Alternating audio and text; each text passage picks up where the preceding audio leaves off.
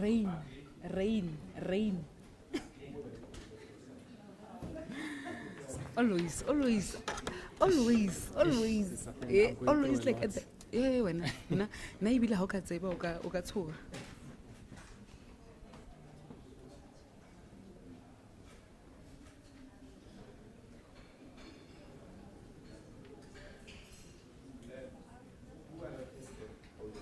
Okay, let's test the audio. Is it okay? Are we good?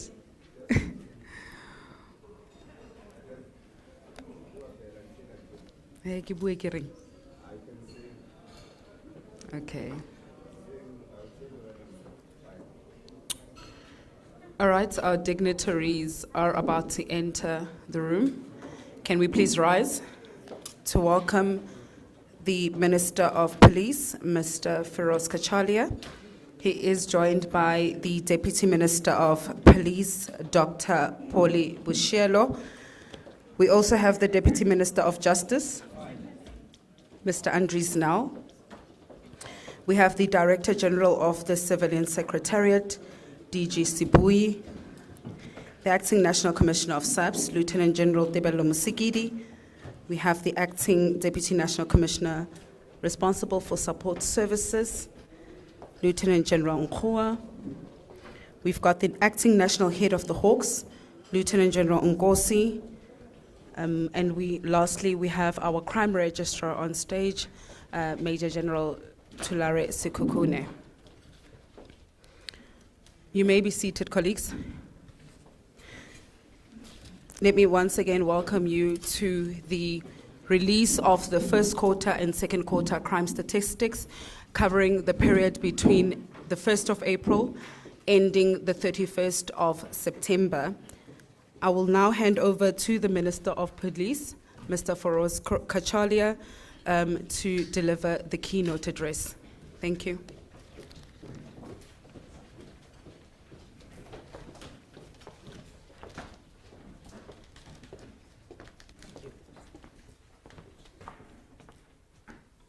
Thank you, everyone. Please have a seat.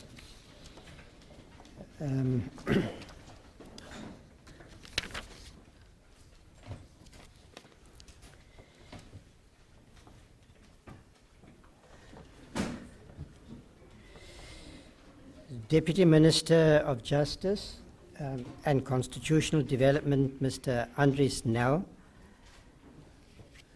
Deputy Minister of Police, Dr. Boshielo. The Deputy National Commissioner General Mosikili, General Nkua,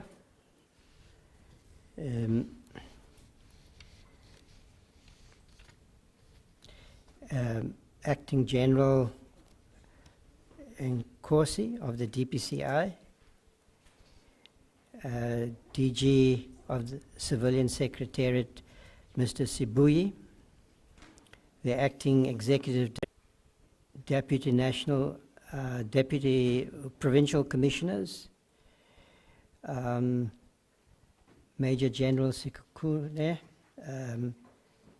the Crime Registrar, and members of the media. So the way we're going to approach this event is that I will make some framing remarks about, broadly speaking, what I have called publicly the reset of policing, focusing on critical policy areas.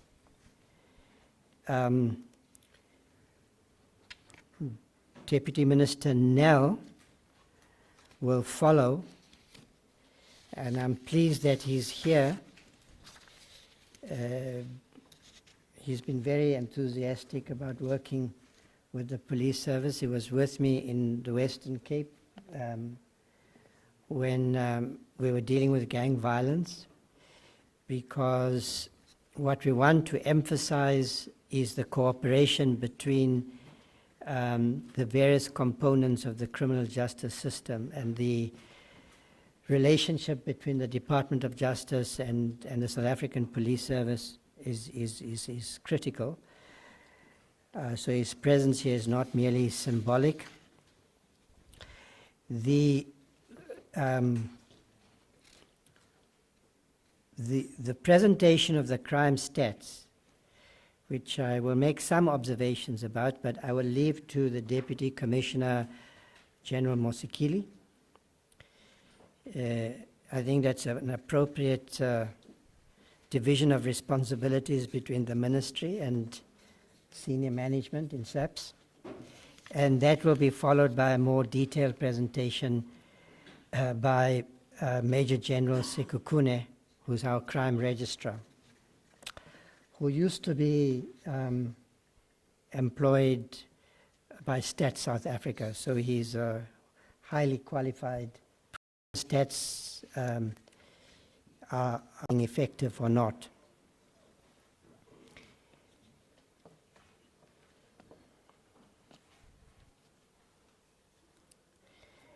So today we released the crime stats for the first 2 quarters of the financial year. Both sets of statistics will be loaded on the website. Today's focus will mainly be on the last quarter. Before I hand over to the South African Police Service to explain the numbers, and before we start talking about percentages, trends, tables, and charts, I want to speak directly to the people of our country, the people behind the numbers. I want to speak to those families and communities who are worried, who are afraid, and who are angry about the state of crime in our society. I want you to know that I understand and respect your worries about the lack of security, since too many criminals, and also because too many criminals escape justice.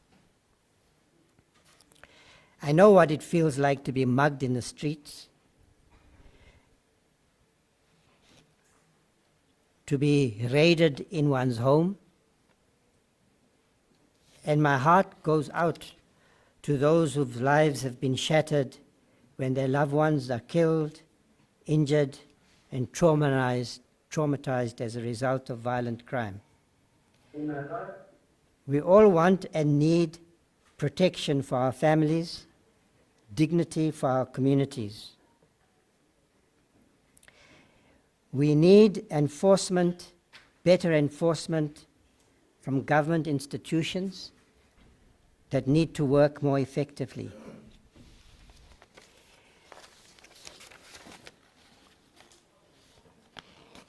We must continue to work hard and together to improve the well-being of our people, hold our leaders to account, as well as the Minister of Police and the Police Service. It is also important to remember that many people turn to crime where there is a lack of opportunity, excessive consumption of alcohol, exposure to dangerous drugs that are sold by gangs who recruit young people into a life of crime.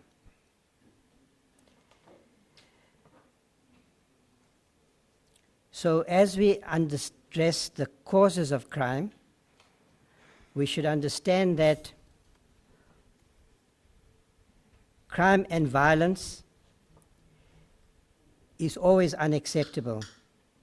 So government departments in the social clusters also have an important responsibilities, as well as provincial and local government. We must invest in initiatives to ensure that our children are well fed, that our youth have opportunities, so that we can prevent crime. However, there are those who turn to crime out of greed and a lust for power and wealth, set up criminal structures to steal public funds needed to provide services to our people, who bring drugs and weapons into our communities.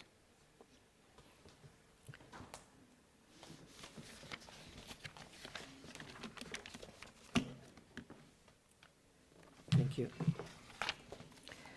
Combating gang violence requires effective, no-compromise policing, effective investigation, and prosecution. We must ensure that the gang lords pay for the harm they do to our society and the future of our country. In this address, I want to focus on 3 critical priorities for the ministry. First, tackling organized crime effectively, including gang violence. Second, professionalizing the police service. And third, accelerating the implementation of the integrated crime and violence prevention strategy, because both prevention and enforcement are important. So first, with respect to organized crime. Organized crime is a direct threat to the safety of our people, to the growth of our economy, to the prosperity of our country, and is a threat to our national security. Criminal networks fuel violence, entrench corruption, and weaken our democratic institutions. Organized crime undermines investment, prevents job creation. The scourge of drugs devastates communities and the future prospects of our young people. Kidnappings, vehicle hijackings, gang violence, and cash-in-transit heists have an immediate and terrifying effect on communities and small businesses. Criminal networks infiltrate political parties, government departments, and procurement systems to steal public funds. These criminals, as we have seen recently, wear fancy suits and designer clothes, pretending that they are legitimate business people. This is why the Madlanga and Commission and the Parliamentary Ad Hoc Inquiry are so important for the future of criminal justice in our country. They are currently looking into allegations of criminal networks influencing elected political leaders, along with the top ranks of the South African Police Service and their networks.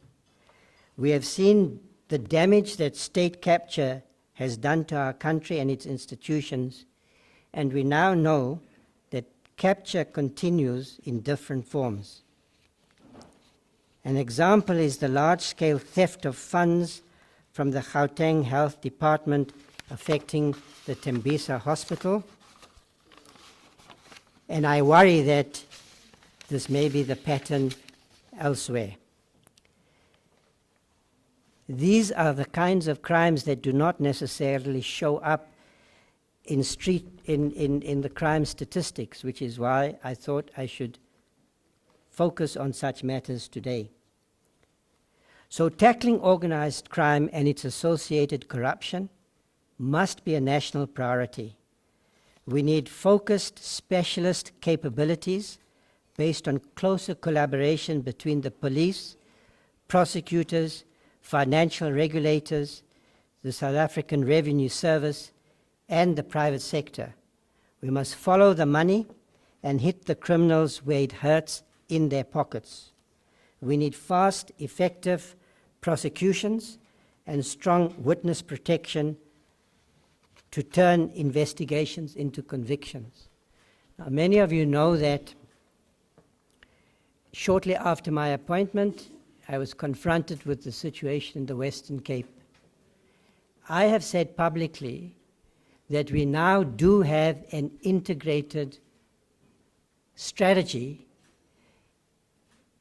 which is well-resourced to fight the scourge of gang violence in the Western Cape, Eastern Cape, Gauteng, and KwaZulu-Natal, where this problem is particularly located. I am confident that this is the right strategy. The challenge is going to be with implementation. So the ministry will be monitoring the implementation of this strategy on a monthly basis. I can say that while we do not yet see the progress that is necessary, there is some evidence that we are beginning to make progress. I'm in constant conversation with the provincial commissioner, particularly in the Western Cape, Commissioner Patakile. I have regular discussions with the National Commissioner, the Deputy National Commissioner Musikili, who's here today. And I can say that in the Western Cape, prosecutors are now working with detectives on actual case dockets. I think that's a positive development. I can also say that the community structures and leaders that have surfaced in part through my engagements with communities when I visited the Western Cape are now working closely with the provincial commissioner, with the provincial government. I will be visiting the Western Cape in the new year to engage specifically with all the governmental actors, with communities, with the police, and I've had engagements with all the station commissioners, and I will also be engaging with the Premier Alan Winde, because the alignment of our efforts across the spheres of government, national, provincial, and local, will also be critical if we're going to see results in the fight against gangs, and I see that they are now exacting their toll, particularly in areas of Gauteng, Westbury, and so forth.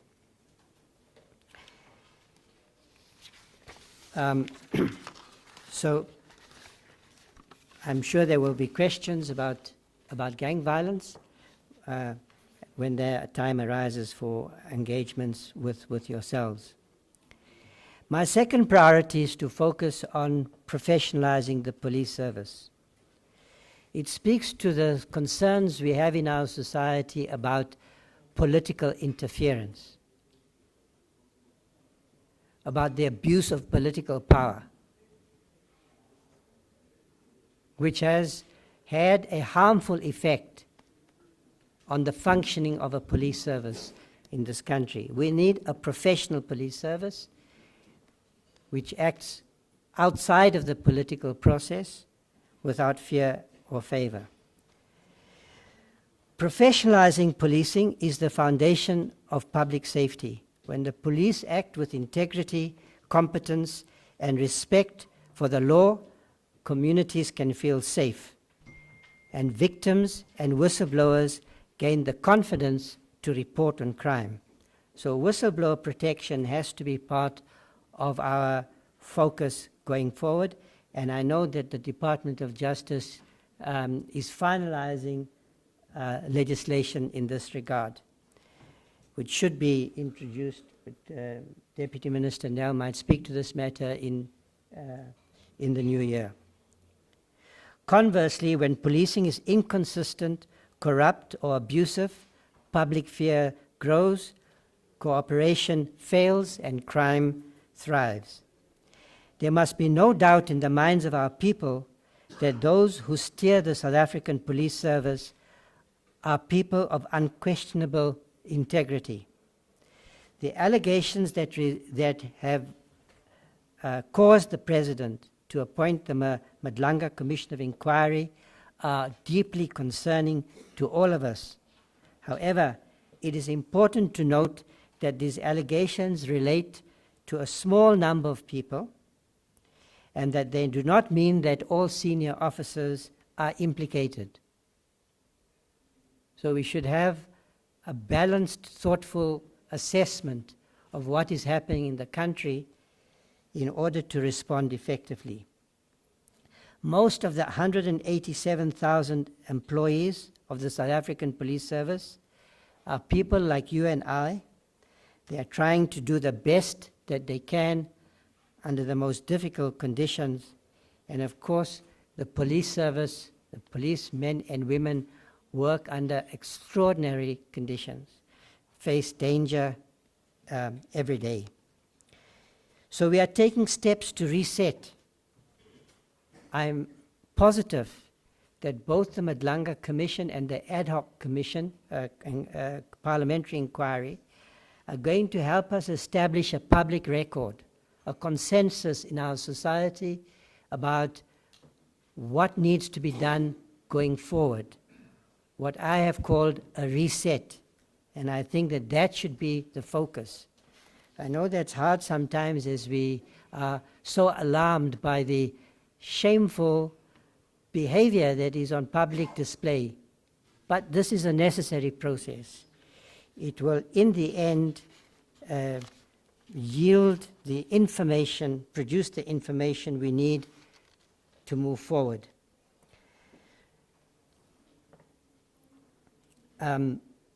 We are strengthening the South African Police Service internally.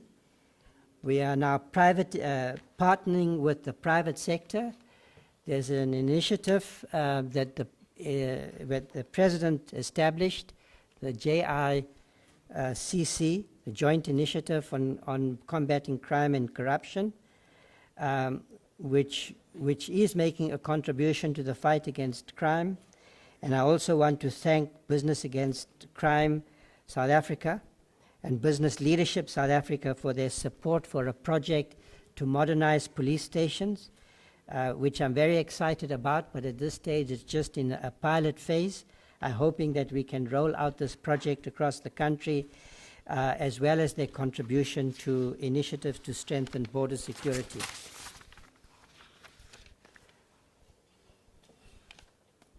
Public trust can only be restored when there is no doubt about the integrity of the men and women in blue. Unfortunately, far too many honest officers are let down by colleagues who use their powers to enrich themselves. But there are also positive signs.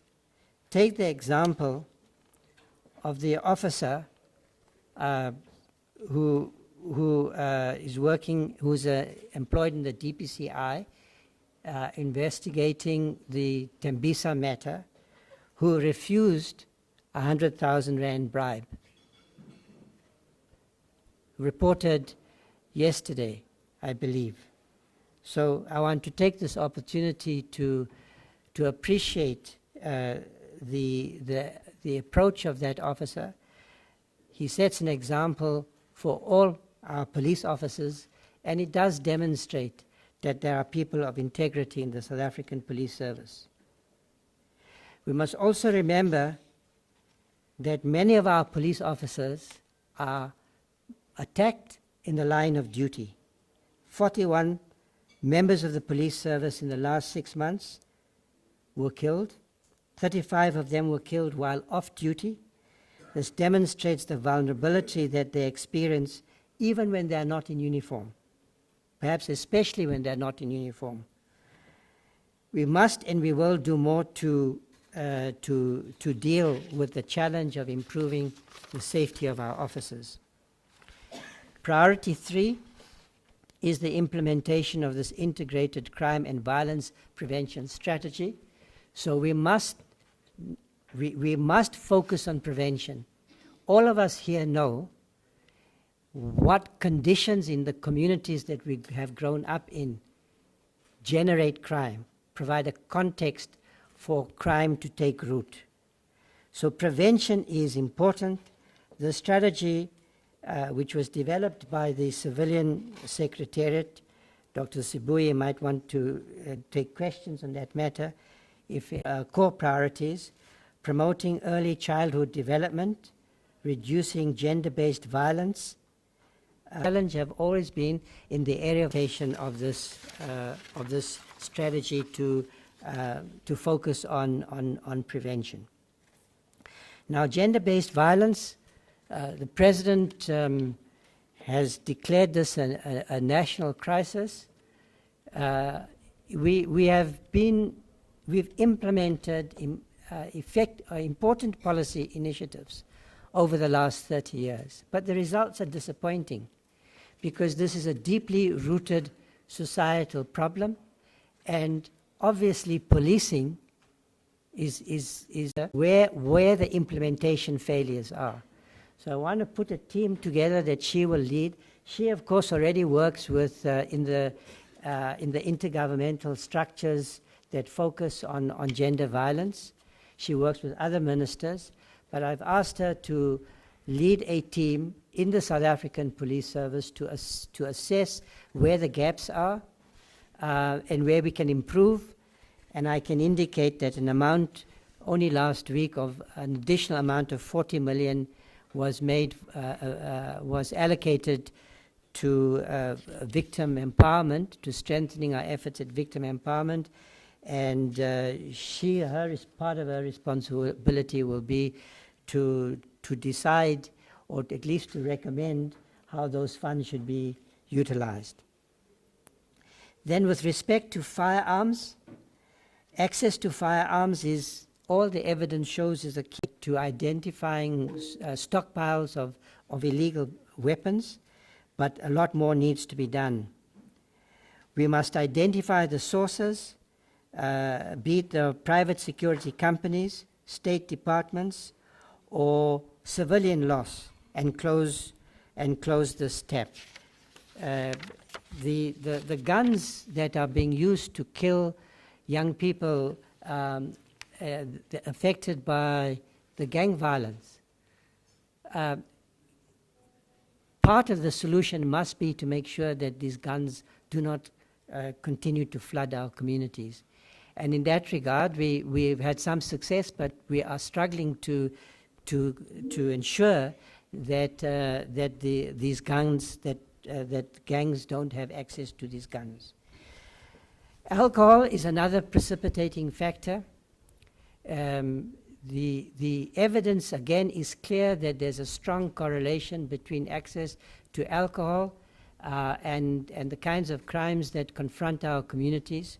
So this is a matter that is going to receive further attention. What we find is that in the provinces, the departments of economic development issue too many licenses in the wrong places, and there are also illegal licenses. And I have to say that until this problem is tackled, we need to tackle this problem of illegal outlets, and too many outlets near churches, near schools, in communities. We have to tackle this problem. Rural safety. We have adopted a rural safety strategy. You will receive a report today on the actual stats. The stats are positive with respect to rural safety. It shows that the strategy to implement, to deal with the safety of our communities in rural areas is working. In fact, I'm told that we were recently visited by officials of the Australian government to look at best practice in South Africa, but I'm going to leave the statistical information to the Deputy National Commissioner and the Crime Registrar. So I will say something very briefly about the crime stats over the last 6 months, which is the last 2 quarters. The figures we will share today show that there is some improvement. Overall, during the past 2 quarters, and following on from the last year's stats, we have seen significant declines in most crime categories. Now, I know that given our concerns about crime, that result may come as a surprise, but I can indicate that the way in which stats are compiled in the South African Police Service meets the highest standards for statistical accuracy. So the stats are certainly reliable. Importantly, we are seeing ongoing and significant reductions in serious and violent crime, but at a high level. And one rape, one murder, one assault is, of course, too many. Significantly, murder has started to decrease significantly, particularly over the last 2 years, and that is often a very good indicator of crime trends. If you track the murder rate, it does tell a story about violent crime in general. So there was a period of time, I believe, in the first 15 years or so of our democratic transition, where the murder rate, there was a dramatic decrease, and then it started increasing again, and now we see a decrease, and that gives me some hope. We've also seen double-digit reductions in most forms of robbery. However, there are categories that remain stubbornly high. So sexual offenses and gender-based violence, which I've already mentioned, and commercial crime, we are continuing to record increases here, which is a trend over the last 5 years. Much of this is now taking place online, so it's also related to technological change. With the support of the Joint Initiative Against Crime and Corruption, which I mentioned earlier, the GCIS, which is a partnership with the private sector, we are looking at ways to strengthen our capacity to fight this kind of digitalized criminality.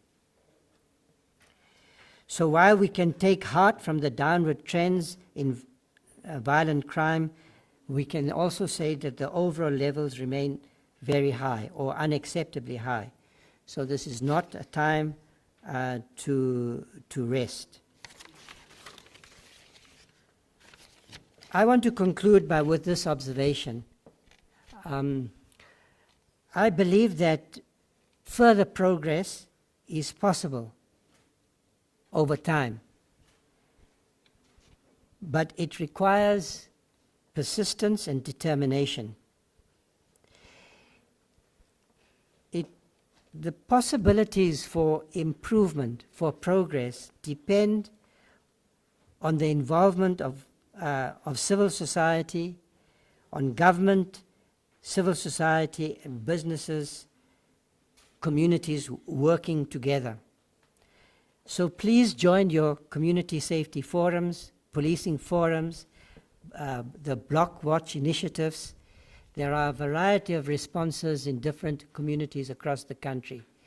This is also going to be a focus of the department. I think that we should go back to the original thinking behind the emphasis on community policing and see what improvements need to be made. I recall the Take Charge campaign in Gauteng. We recruited literally thousands of patrollers. They made an exceptional contribution to community safety. I would like to see similar programs rolled out across provinces. And there's room for different initiatives. In the Western Cape, Premier Lindy has taken some initiatives. Here in Gauteng, Premier Lesufi has also sought to respond to the challenges of safety and security in the communities of Gauteng through his own initiative. So my message is that we must and we can build safer communities, but we have to work together, hold our leaders accountable, and keep the faith that a safer, more just South Africa is possible. Ria Lebuga. Thank you.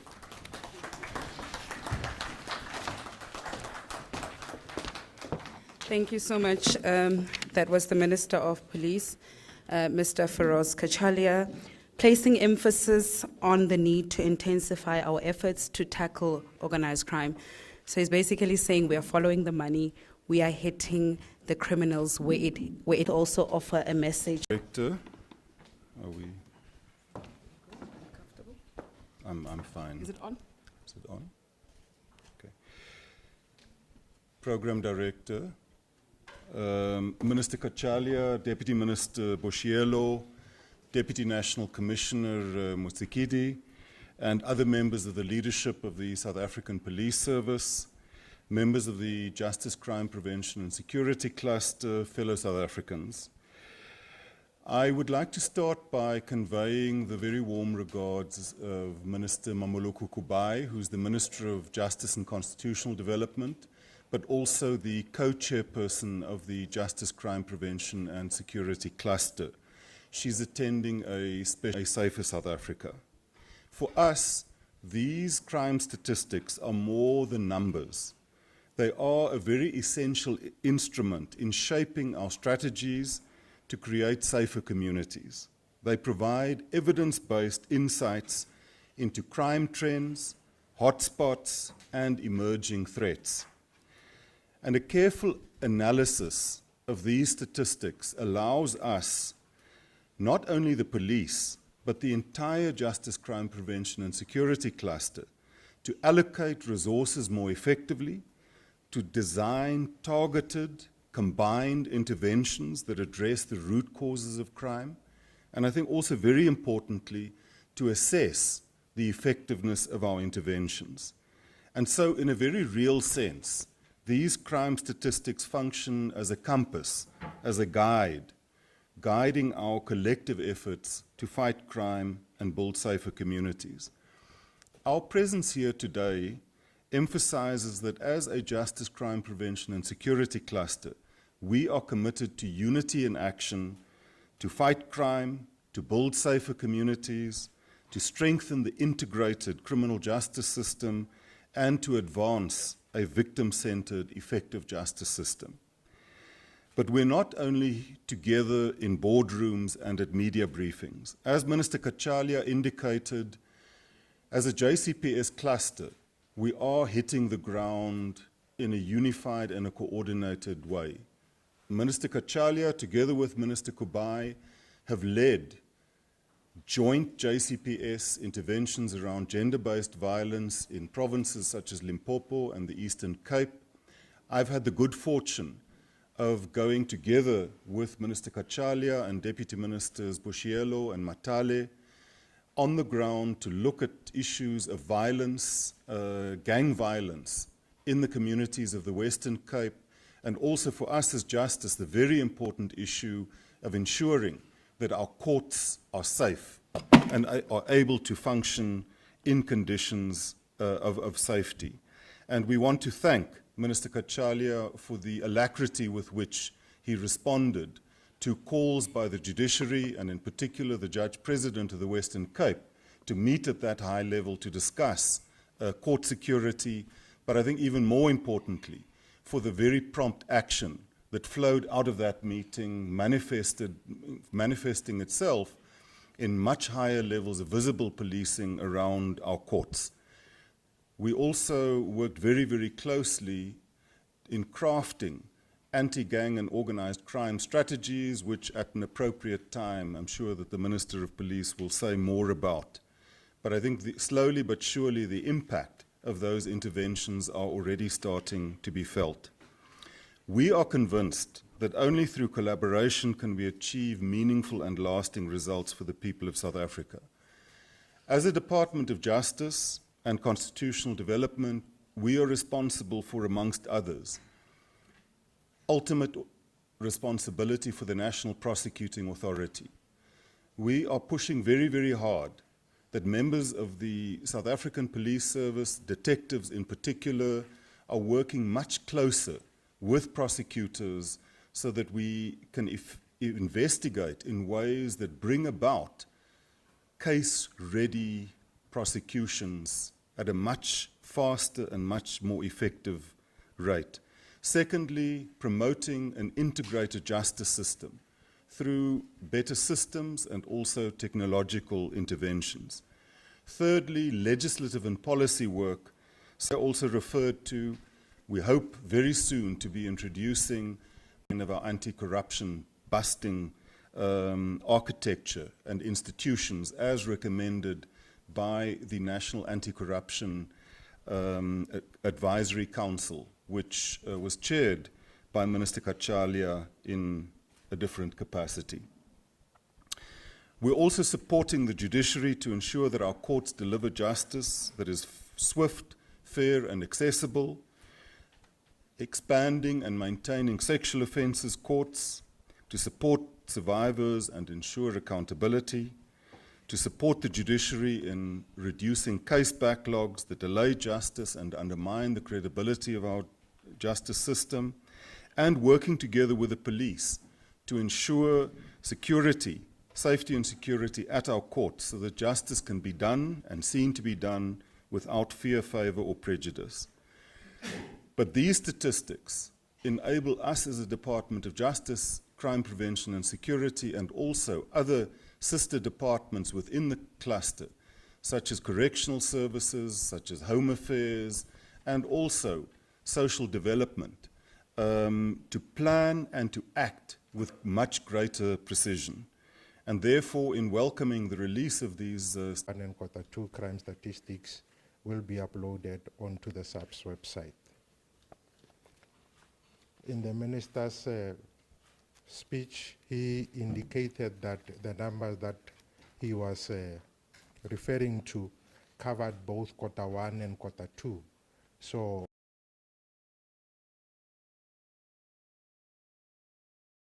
statistics which covers the period from July to September.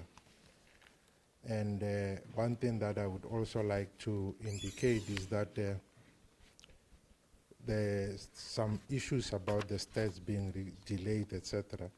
But what we would like to inform members of the public and the media is that in terms of the prescripts for a statistical release of which the reference period is a 3 months period, the prescribed period in which those statistics should be released to the public is usually 8 weeks.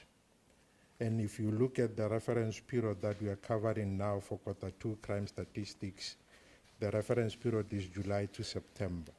So releasing them on the 8th week, we are still within the prescripts of the South African Statistical Quality Assessment Framework.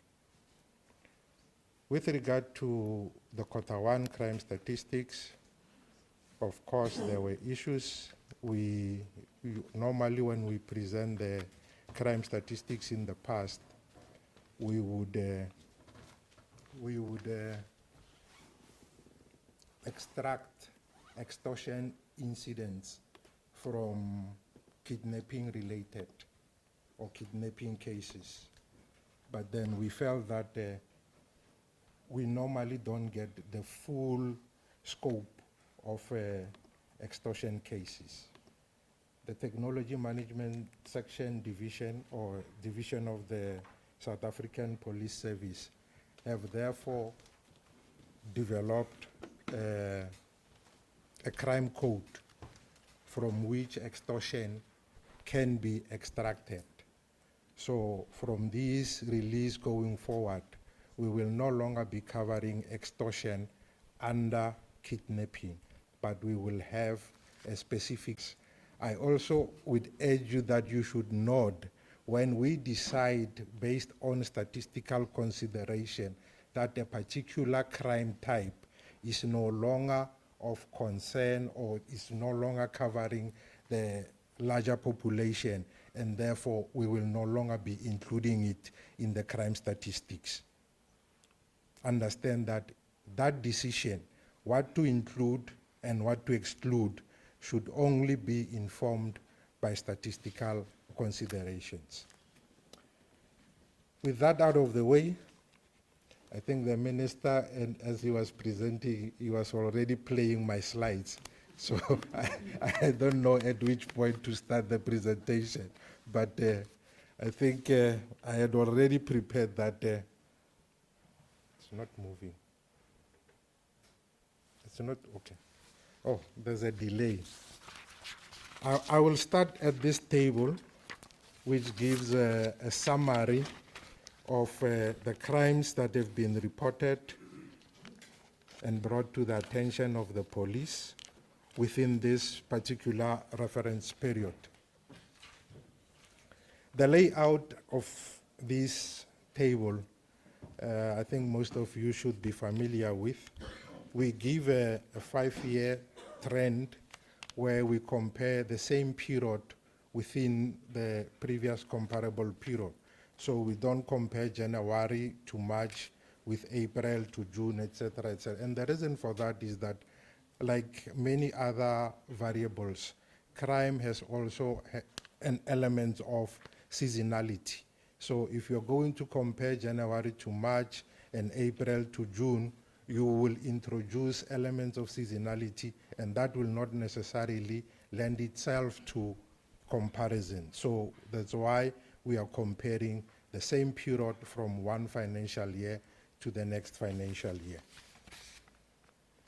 Again, I will only focus on the count difference because that gives you an indication of the direction of change in terms of a particular crime.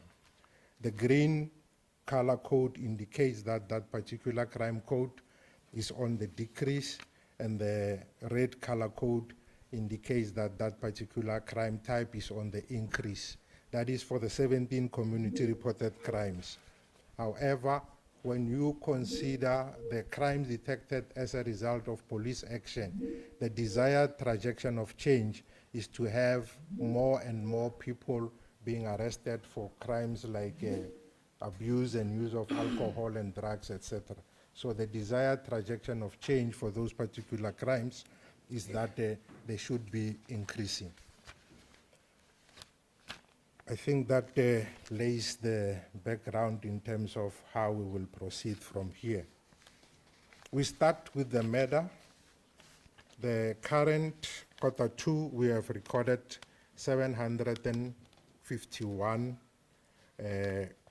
less murders compared to the previous period. In the previous period, we had 6,545. Currently, we are at 5,794, and the percentage reduction is 11.5.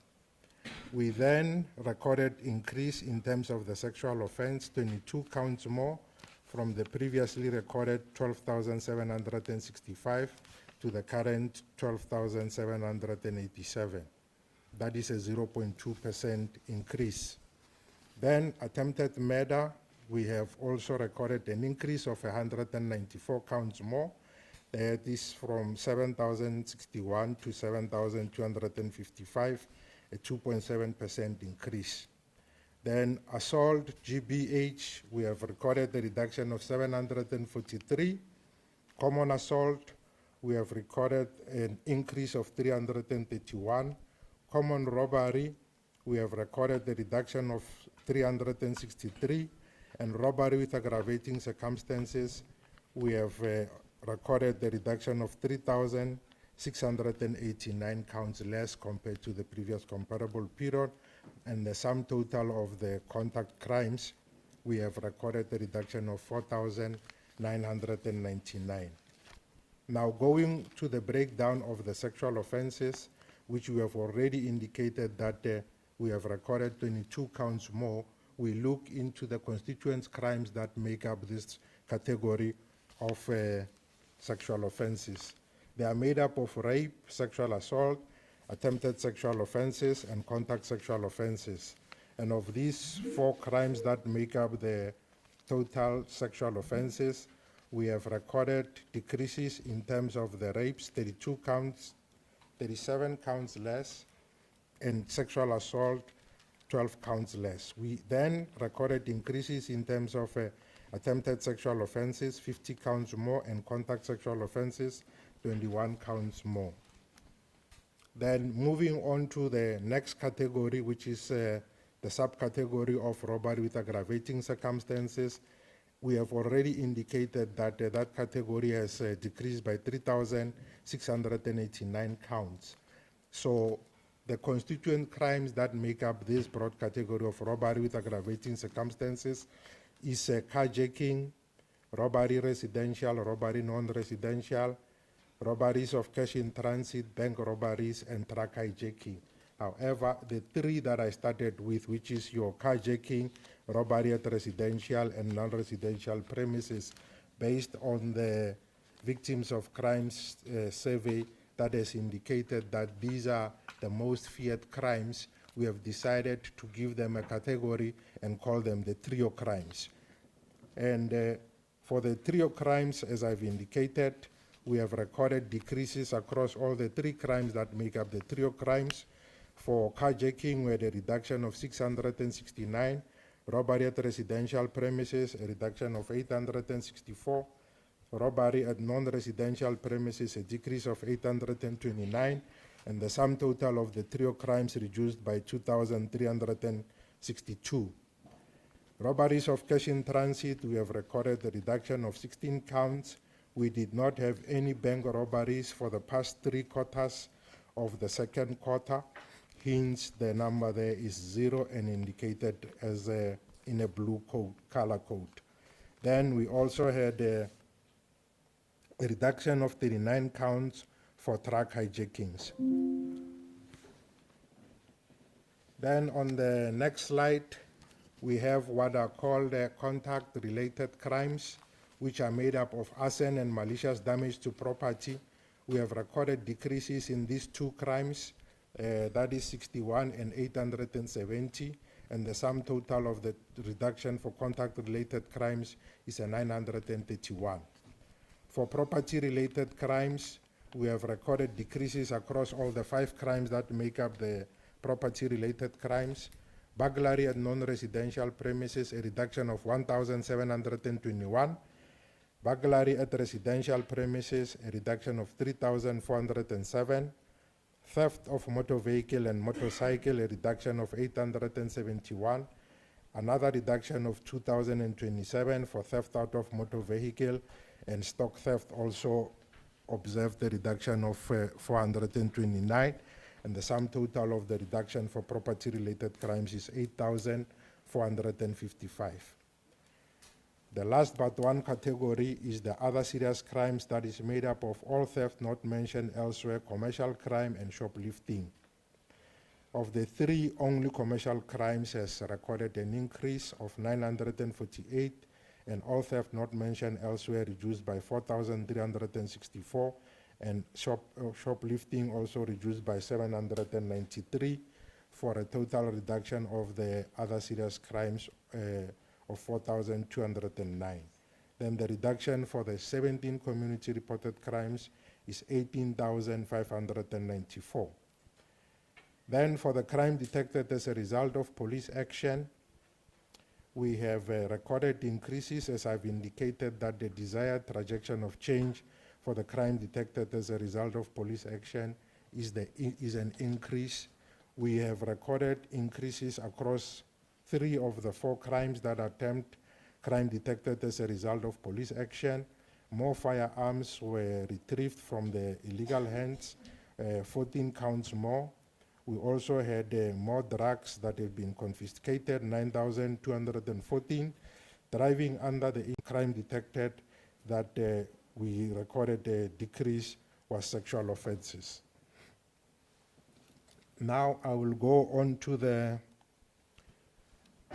constituent crimes that make up this particular table. We will start with the contact crimes. I will only focus on the provinces that had recorded increases for the particular crime type.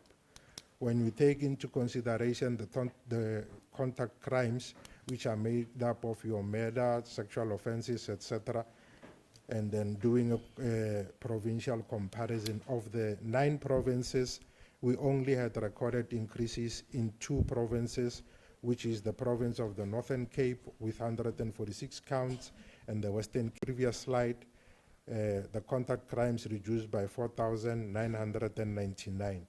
And one of the things that we have also added, but we've been adding it for some time, is the last column, the last row at the table there. We also look at the percentage contribution of a particular province to the total of the particular crime category. When you look at contact crimes, the province that is contributing the most to the contact crime is the province of Gauteng, which contributes 26.4%, followed by the province of the Western Cape with 18%. KwaZulu-Natal is number 3 with 17.4%, and the Eastern Cape at number 4 with 10.6%. Then for the top stations, in terms of the contact crime, I will only touch on the top 5 stations. The top 5 stations for the contact crimes are made up of only 2 provinces, that is your Western Cape and KwaZulu-Natal. And 4 of the top 5 stations are in the province of the Western Cape, and only 1 from the province of KwaZulu-Natal. And these are number 1, maybe explaining the table. On the first column, we have the position of that particular station when you take into consideration the total number of stations in the country.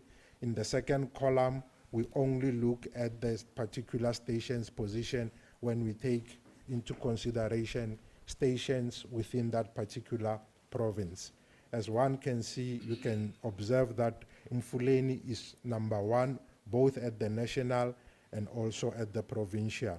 And the way in which we order them in a descending order, meaning that the highest station or the station with the highest number of crimes for that particular crime will be the highest, and then followed by the second highest, etc. We have Mfuleni at number 1, which is in the Western Cape. Number 2 is Nyanga, again in the Western Cape. Delft is at number 3, again in the Western Cape. And Inanda at number 4, which is in KwaZulu-Natal. And the 5th station that is Kraaifontein, which is also in the Western Cape. Then we look at the provincial comparison in terms of the murder, and also for the months that make up this particular quarter, that is your July, August, and September. As you can see just above the table, there are the green bars there. That indicates that that particular crime type within the month of July, we have recorded a decrease. So we have recorded decrease across all the months that make up this quarter, that is July, August, and September. And in terms of the provinces that have recorded increases, we again have the Western Cape and the Northern Cape that have recorded increases, that is 97 and 1 respectively. All the other 7 provinces have recorded decreases.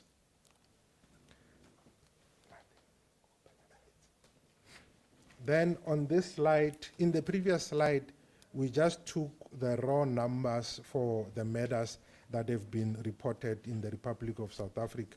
But we also have an understanding that different provinces have different populations. So in order for one to be able to compare apples to apples, we need to bring into consideration the population of those particular provinces. And we use the mid-year population estimates that have been obtained from Stats SA. So when we do the per capita in terms of the murder, we see that the Eastern and the Western Cape are closer together, whereby we have both in the region of 15 murders per 100,000. KwaZulu-Natal is at number 3 with 10 murders per 100,000. Gauteng is at number 4 with 8 murders per 100,000. And the province with the least per capita murder is the province of Limpopo with 3 per 100,000. Then this is just, on the next slide, we have a graphical representation of the trend that we have shown in the previous slide. And the table at the bottom left, it just gives you the population figures and also the ratios. And the color coding of the maps is guided by the intensity, or the higher the murder rate. So you can see that the coastal provinces, which is your Western, Eastern, and KwaZulu-Natal, are mostly the provinces where most of these murders are happening. And as I've already indicated, Limpopo, which is the lightest of all the provinces, is the province with the least per capita murder of 3 per 100,000. Then the next slide, we look at the top 5 murder stations. These are made up of top 3 stations are in the province of the Western Cape again. Number 1 is Mfuleni, number 2 is Kraaifontein, number 3 is Delft. Then you have GP at number 4, which is in Gauteng, and then Gugule 2 at number 5, which is again in the Western Cape. So 4 of the top 5 murder stations are in the province of the Western Cape, and this time the trend is disturbed by the province of the inclusion of the province of Gauteng, whereas in the previous slide it was the province of KwaZulu-Natal. Then we drew a sample which is representative to try and look into what are the causative factors of the murders that we are observing. We drew a sample of 5,270, and then when we looked into the causative factors that had been indicated leading up to the murders, we observed that 956 of the murders were attributable to arguments, misunderstanding, road rage, and provocation. 328 of the murders happened during a robbery, and we also have 315 of the murders that were indicated to be gang-related. And the bulk of those gang-related murders were indicated to have occurred in the province of the Western Cape. That is 293 of the 315 murders that have been indicated to be gang-related. Then the 4th column from the bottom, we also have what is called law enforcement and security guards that were killed in the line of duty, that is 27. And when you add the 23 police officers that were killed, that sum easily comes to 50 personnel that is involved in law enforcement that had been killed within a period of 3 months. We also have 15 murders that were rape-related and 13 that were illicit mining-related. Then we also looked from the same sample size, where are these murders occurring? We found that 2,790 of these murders happened at public places, 1,659 happened at the residence of the perpetrator, 196 happened at a place where liquor is being sold, that is your shebeen, tavern, bottle store, etc. 83 happened at business premises, 80 at spaza shops, and we also have 12 murders that have taken place at educational institutions, that is your universities, schools, college, and daycare centers. Then we also looked at the phenomena of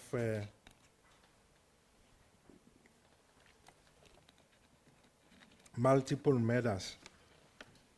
This would be whereby one incident will result in many people being killed. We see that there was an incident in the province of Gauteng where 11 people were killed at once. And we also have the Western Cape has the number of double, triple murders above all the provinces. We have 2 murders in one incident in 76 incidents in the Western Cape, 20 where 3 people were killed in one sitting, and then 4 again where the 4 people were killed.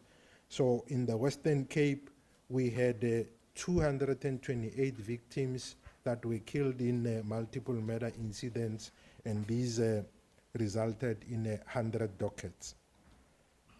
This is just an elaboration of where these 11 victims were killed. It was in the Mahalis, whereby it was a possible illegal mining related. The 6 murders happened at a tavern killing, and this incident, which was in Olivenhout-Bosch, also resulted in 8 attempted murders. We also have 5 victims that were killed in Cullinan. It was taxi related because the people were accused of stealing taxis. They were taken to Cullinan, then killed, assaulted and killed, and then set alight in a taxi. Now, we then look at the weapon of choice in the commission of these murders. And again, I want to caution that this does not imply that there is a one-to-one correlation between the number of bodies and the firearm. With this just indicate incidents where people were killed with a firearm. It does not necessarily imply that there were 2,447 firearms that were used to kill 2,447 people.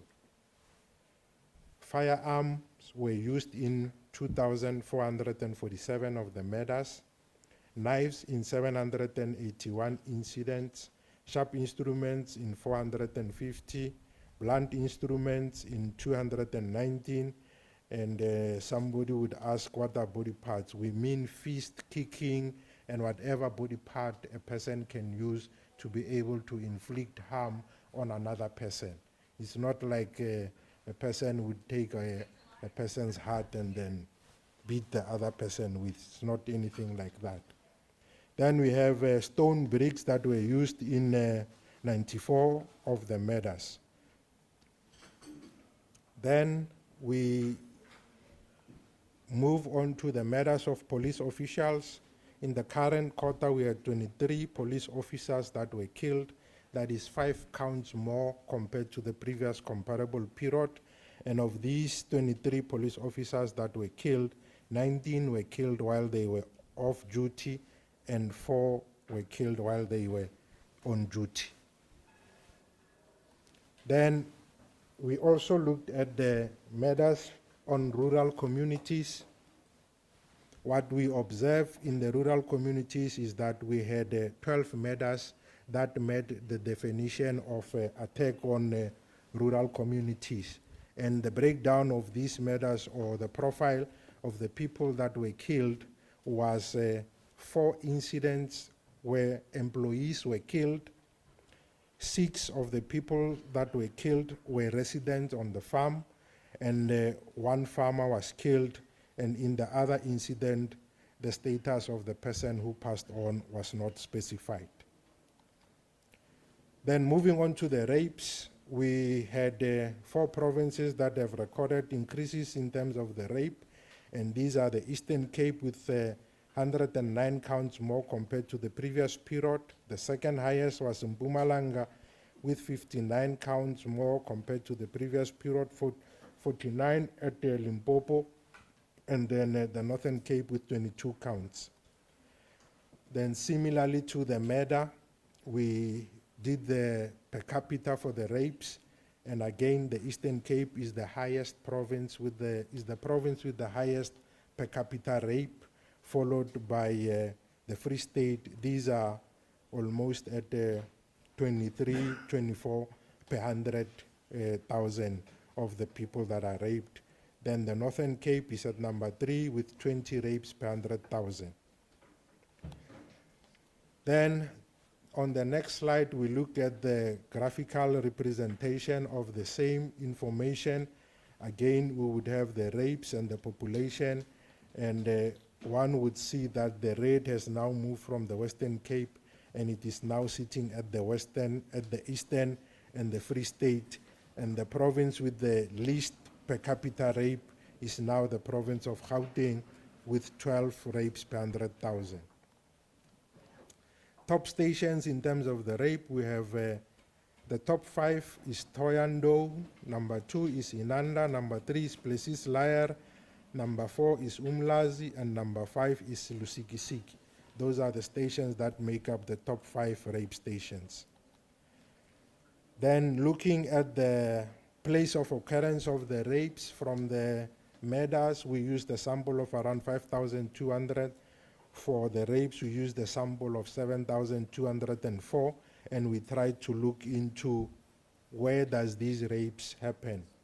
We have observed that 4,562 of these rapes have taken place at the residence of the perpetrator, 1,476 at the public place, 114 have taken place at the educational institution. Then we have 66 rapes that have taken place at liquor outlets. On this slide, we now look at the use and abuse of alcohol and drugs in the commission of mostly social crimes or your contact crimes. We see that 7,358 of these crimes were committed either before the crime was committed, the people were drinking alcohol, meaning that alcohol was involved in one form or another, either before or during the commission of the crime. And then drugs were involved in 237 incidents.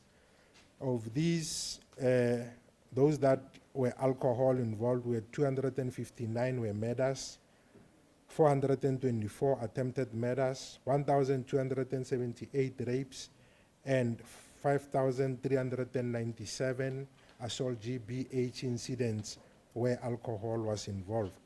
Then drugs were involved in 137 rapes, 12 attempted murders, and 79 assault GBH. And at the bottom, we now look at confirmed places where alcohol has happened, where these crimes have taken place. 196 of these murders have taken place at places where alcohol is being sold, 350 attempted murders at such facilities, 66 rapes, and 3,995 assault GBH. Then we also looked at the murders and rapes at educational premises. We have 114 rapes that have taken place at educational premises and the 12 murders. The breakdown of the rapes is that 69 have taken place at schools, 14 at special schools, and 16 at daycare centers, and 15 at tertiary institutions. The 12 murders almost exclusively took place at the schools, and 2 have taken place at the tertiary institution. Then on this slide, we look at the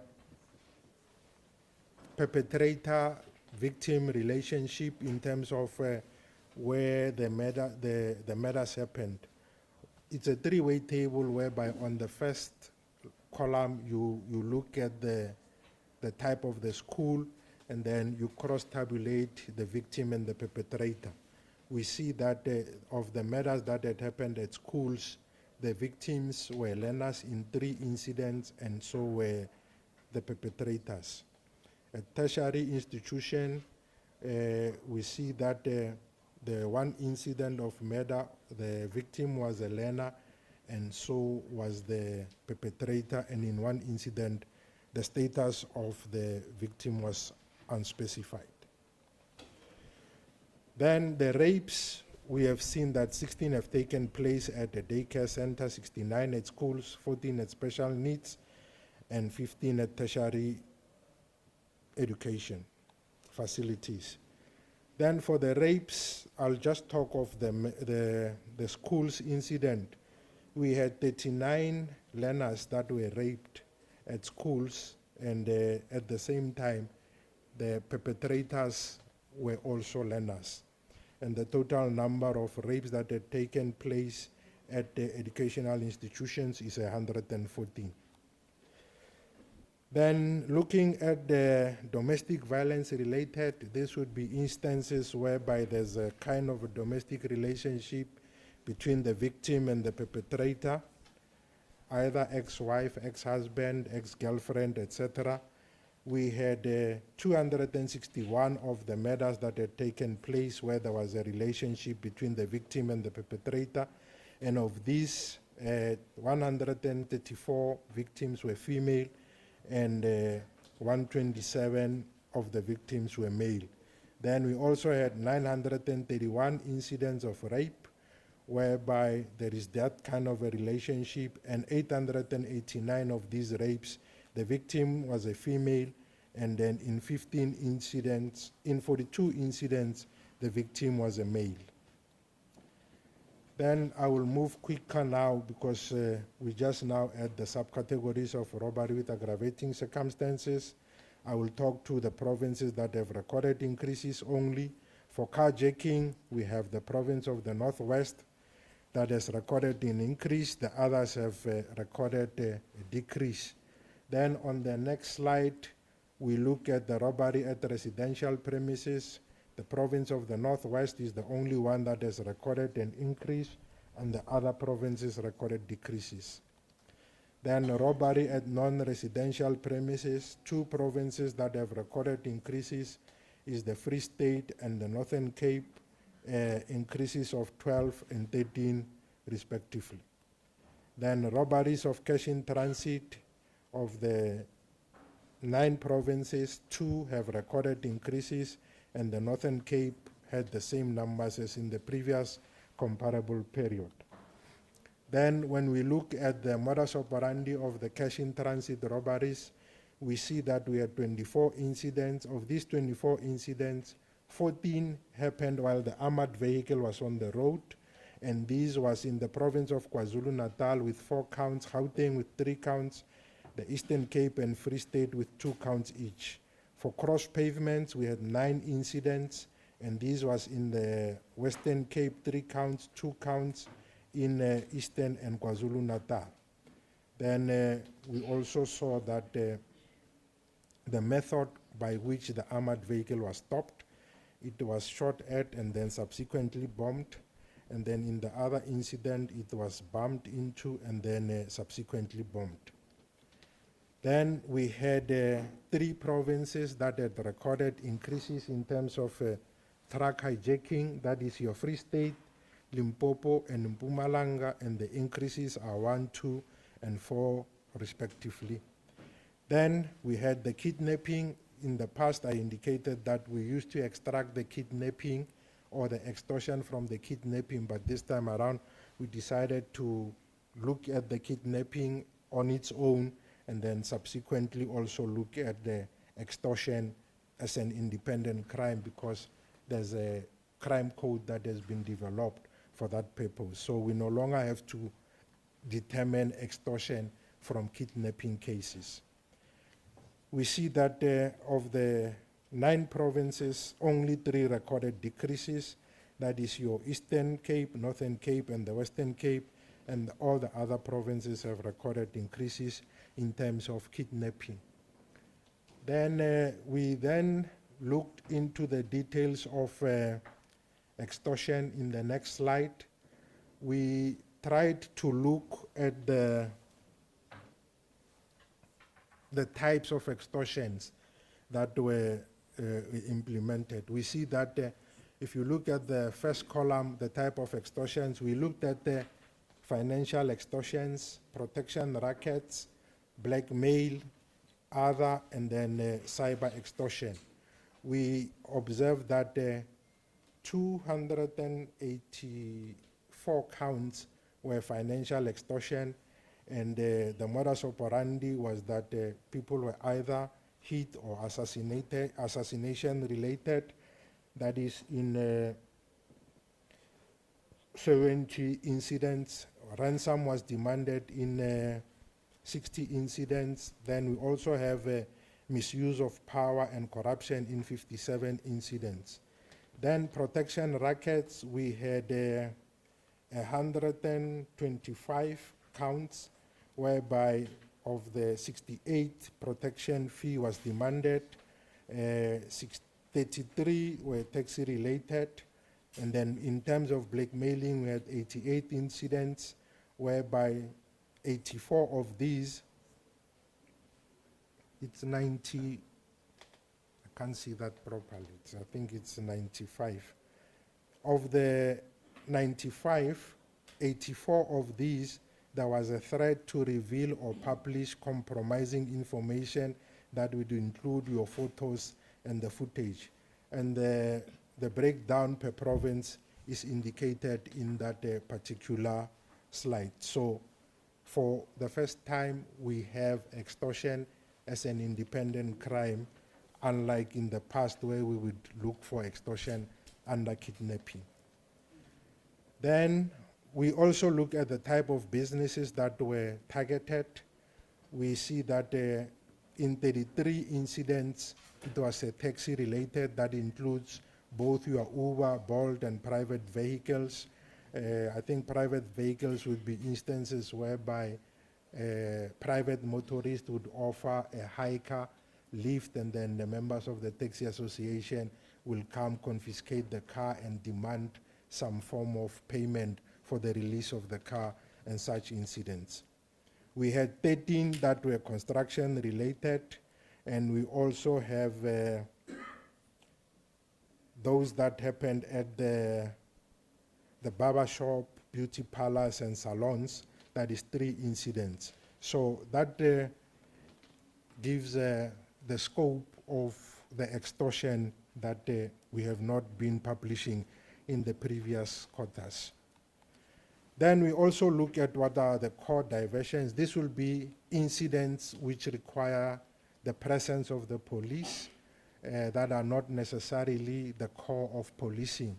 This would be instances like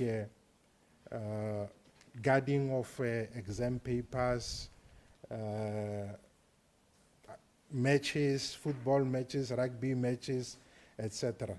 So these are incidents that in some instances take away the police from their core mandate, which is to prevent crime, and now they have to go and be implemented at these facilities. We have 1,282 of these incidents that were termed as peaceful, which required police to be present, and also 555 which were unrest related, which requires the presence of the police. And both peaceful and unrest, the majority or the bulk of those happened in the province of KwaZulu-Natal. And this is just a summary of the national crime picture. It will come later. It is a summary of the national crime picture when compared to the provinces. It gives you at a glance how has the national or the country fared in comparison to the 9 provinces, and what was the direction of change for the respective crime. For instance, for the murders, we have indicated that only the Northern and the Western Cape have recorded increases, and we see that on the first row, only Western Cape and the Northern Cape are color-coded red, and the rest of the provinces are color-coded green. And similar with the rest of the other crimes where we do the same comparison. And then on the last slide, we have the QR code, which can then be scanned for one to access the full presentation on the SAPS website, and both quarter 1 and quarter 2 will be made available on that website. And I think that was the last of my slide.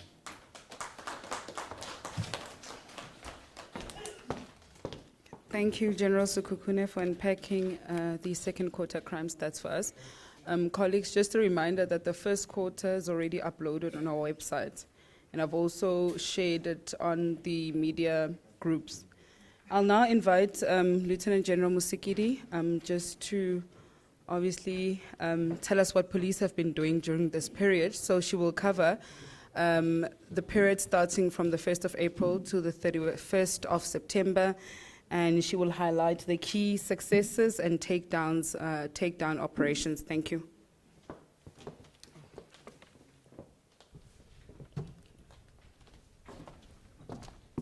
Thank you very much, Brigadier Atlenda Mate.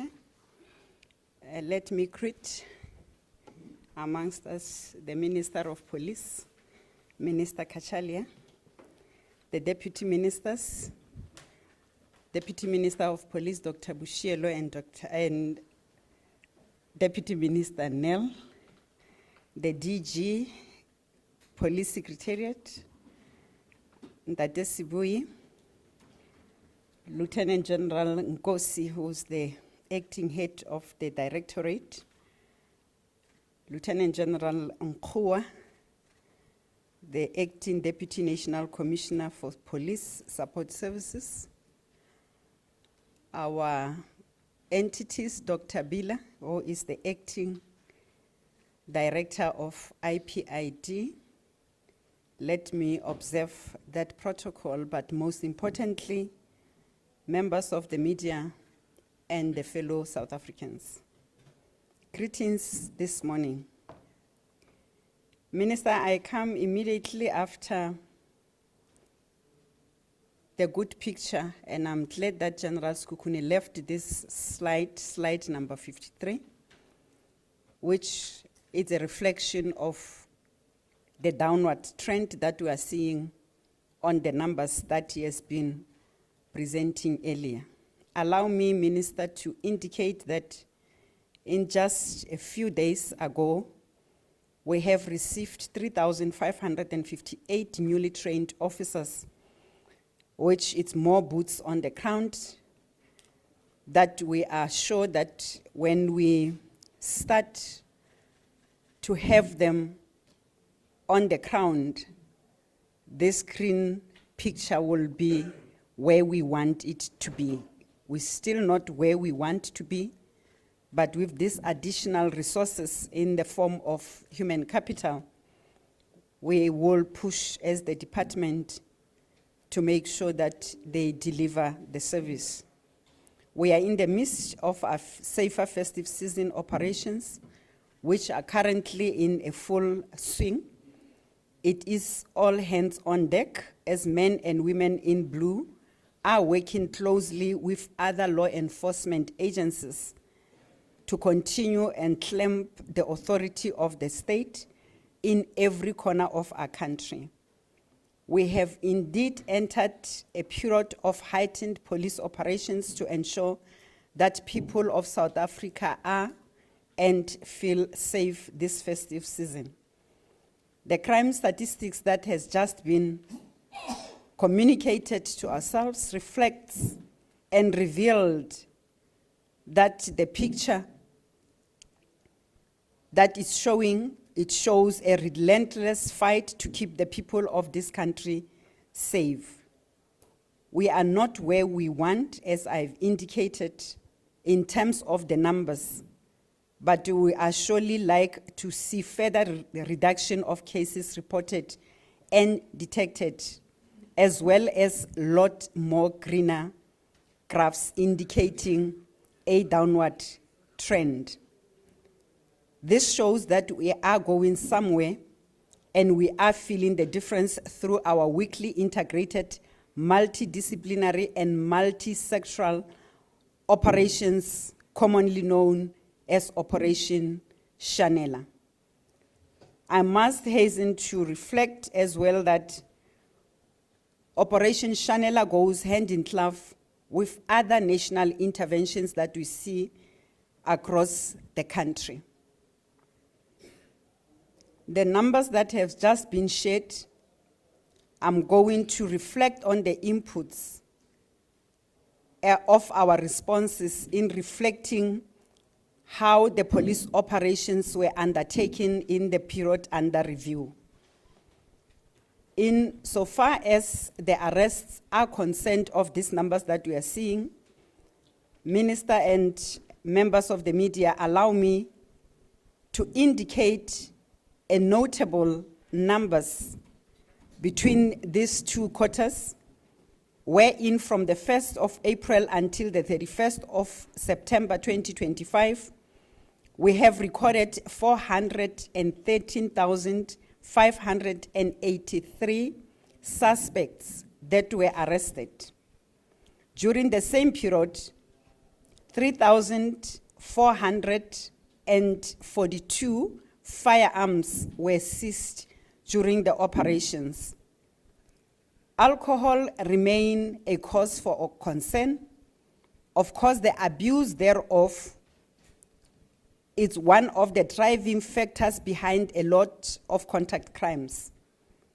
In response to this, police closed and shut down 11,975 unlicensed liquor premises.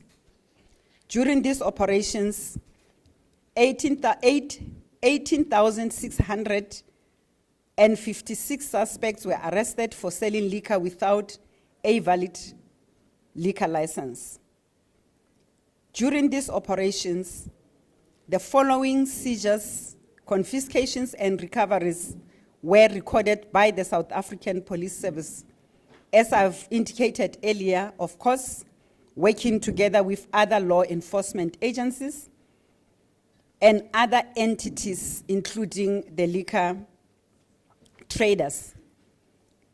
500 million in cash was confiscated, 5 million in cash was seized, 208 million rands worth of contraband seized, 1,686 stolen or hijacked vehicles were recovered, drugs worth millions, ranging from ecstasy, cocaine, and mandrax were seized. Of the total arrests during this period, majority of arrests that I have reflected on these drugs are persons that were arrested for possessions of drugs. This includes 64,356 suspects arrested in this period. Furthermore, throughout the country, in all 9 provinces, criminals are feeling the full might of the law and do not have anywhere to hide. A breakdown of the key arrests that I will reflect on includes murder and attempt, wherein 7,479 people were arrested or suspects were arrested. Rape and attempted rape, 5,317 suspects were arrested. Dealing in drugs, 8,552 suspects were arrested.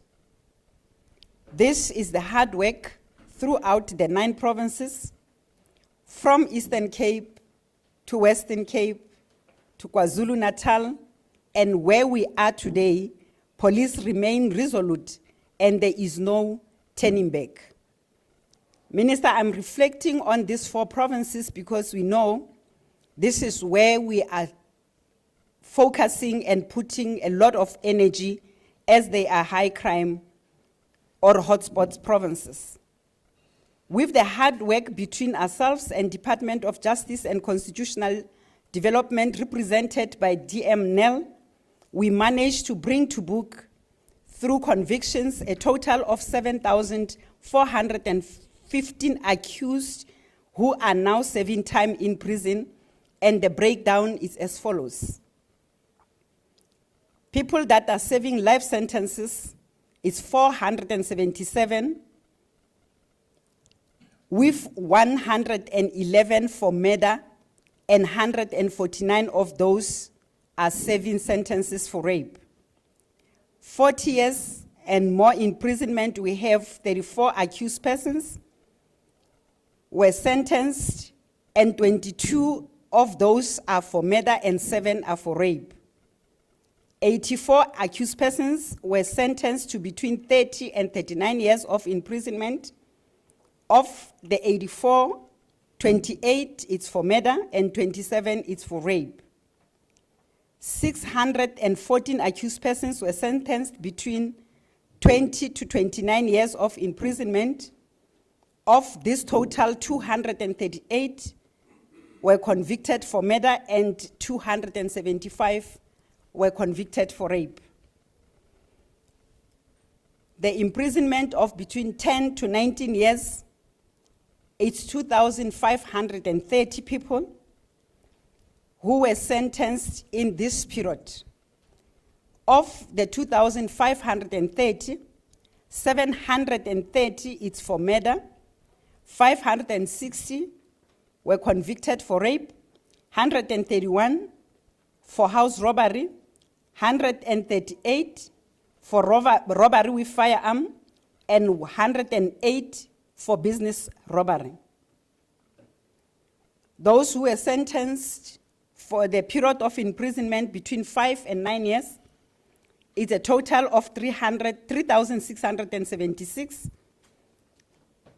In this number, 375 were convicted for rape, for murder, 307 for rape, and 154 for armed robberies.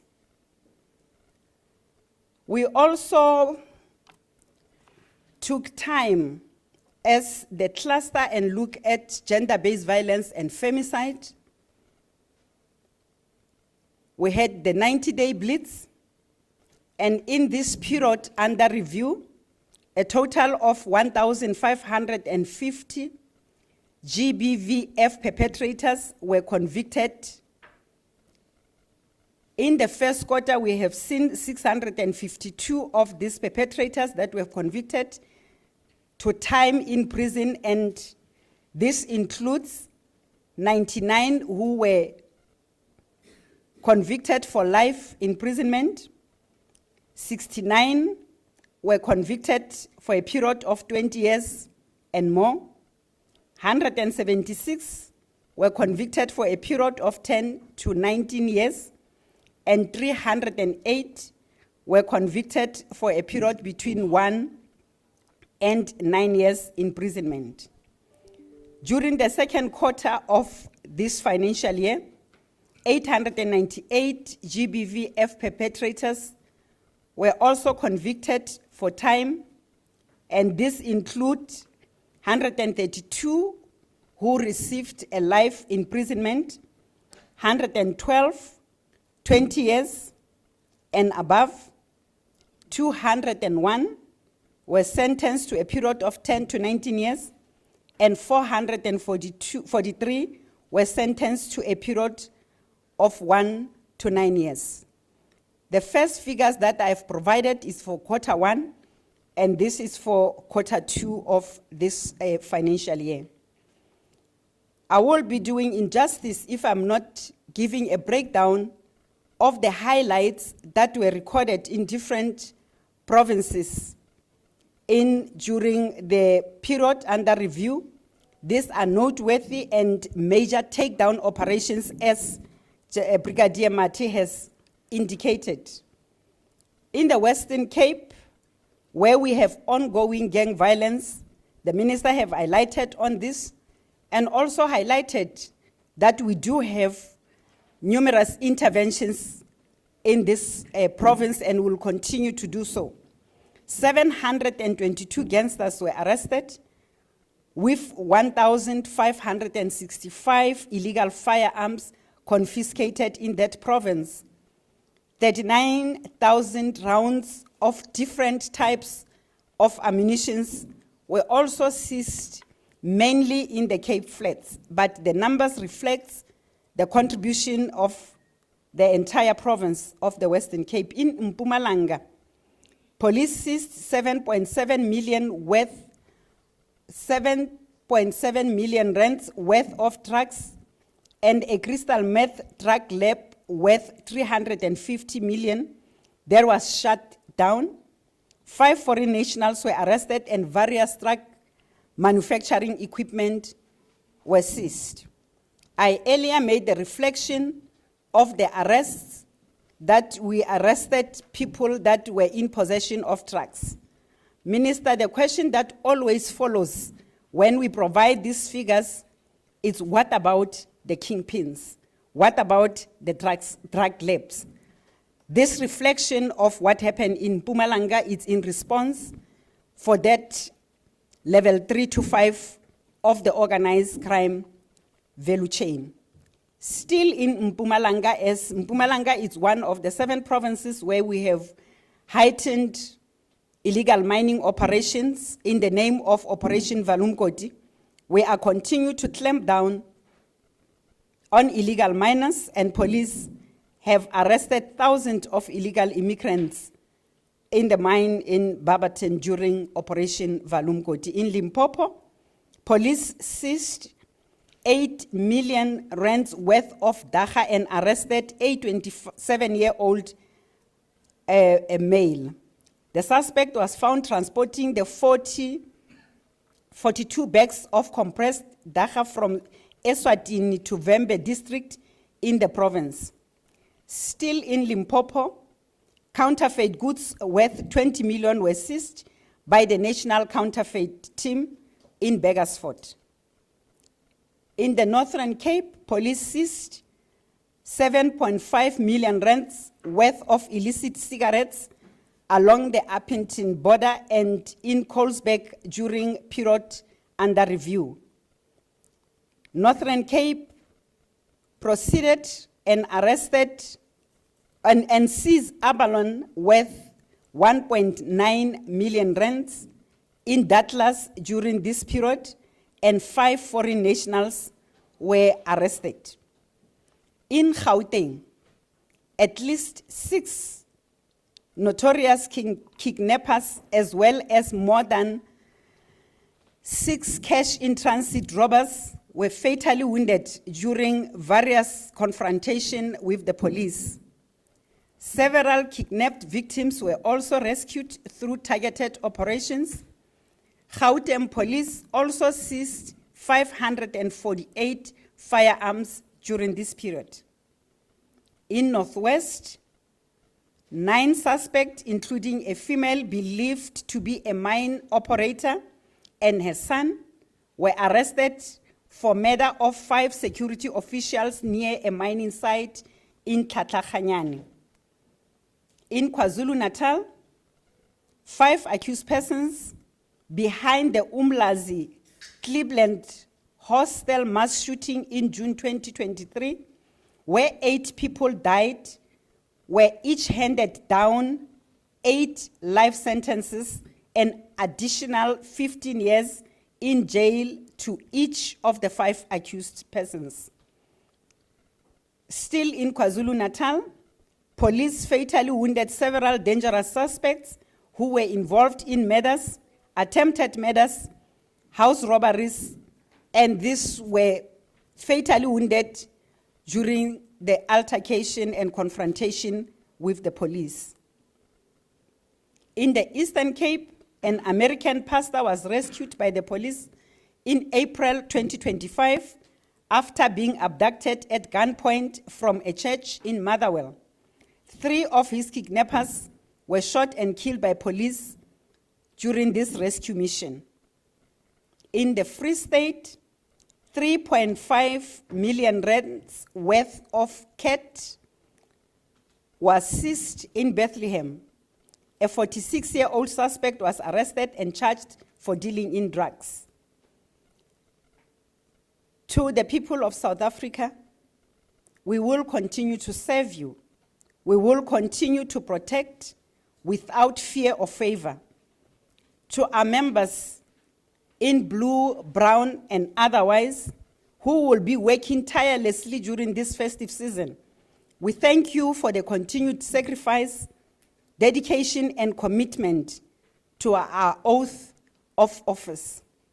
Continue to put more focus and more heightened operations. The provincial commissioners of our 9 provinces will continue to monitor. As I always say, Minister, during this time, very limited of operational members go on leave, just as to make sure that the entire South Africans enjoy their festive season. I hope that one day you will dedicate a festive season for those that cannot enjoy festive season when the rest of us do so. I thank you.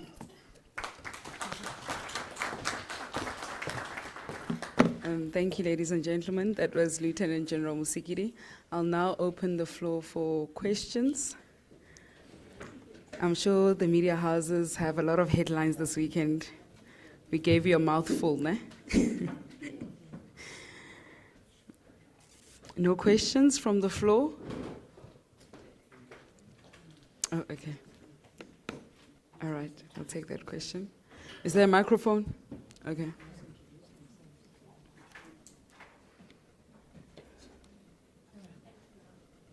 Thanks very much, ma'am. My name is Firoz Cachalia from the Daily Maverick. What a hopeful presentation there. Thank you so much. I wanted to ask two questions. Given that professionalization is a priority, when do you anticipate a leadership reshuffle of the top ranks of the police service? And both of the horror inquiries unfolding at the moment reveal the risk of criminal infiltration at the level of police procurement. Are you going to wait for the Madlanga Commission of Inquiry to be completed, or have you started looking at sealing up the clear holes there? Thank you so much. All right. Any other questions? Okay.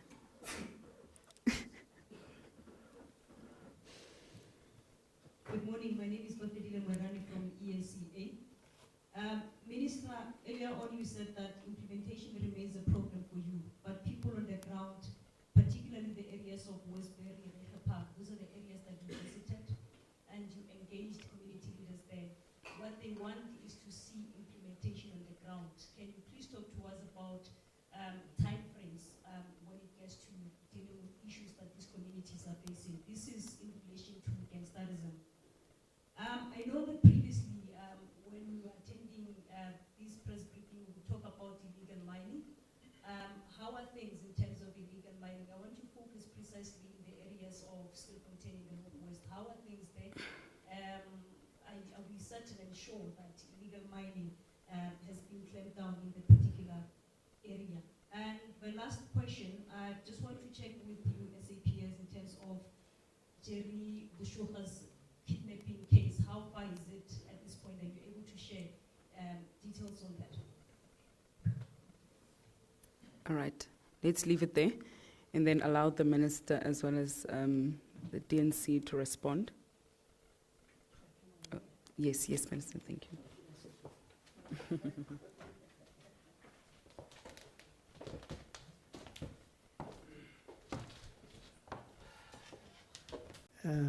Thanks for the questions, Farrell. So, professionalization is a comprehensive project to think about ethical standards, about how police are recruited, how integrity is managed in the organization, how discipline is enforced. It includes questions about the proper relationship between the ministry and the police management and so forth.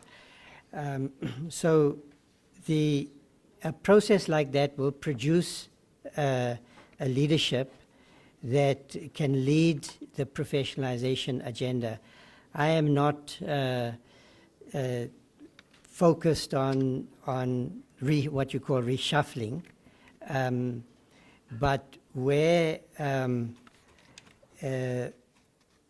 it is necessary to take steps to deal with corruption, to enforce discipline, to ensure that professional standards are adhered to, that those steps will be taken. Yes, the evidence before the Madlanga Commission as well as the ad hoc committee confirm, even at this stage before those processes have been concluded, that we are faced with a problem of infiltration by cartels. Now, I don't think that, and of course it includes infiltration of the procurement systems. So I don't think it's appropriate to wait for an undefined period of time for the both of those inquiries to be concluded before action is taken. And I can indicate that I have asked my office to look at what reforms are required, what changes are required in the procurement system. I'm in discussion with the National Commissioner on that matter. Obviously, I have to approach this matter with some care because both the Commission and the ad hoc committee are focusing on systemic reform, not just making findings against individuals. So I also don't want to preempt those processes.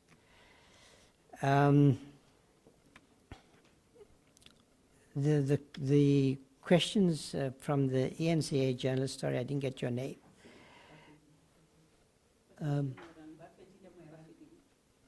Wait, morning. So yes, you're quite right. I visited Westbury and Reiger Park. My impression is that, as I've said, I do not think that that this problem is under control as yet. The police are putting in the effort. We do have, as I said, a strategy. Now let me take the comments I made earlier about prosecutors working with the investigators at station level. That's happening. Investigations will take time. Making sure that we have the intelligence information we need to dismantle these gangs will take time to rebuild. Gang violence has deep sociological and historical roots in many communities. And the problem is multidimensional. It's not an accident, I think, that if you take, say, the 13 high gang areas in the Western Cape, when you take Westbury and Reiger Park, these are poor communities. They have problems of unemployment, inadequate service delivery.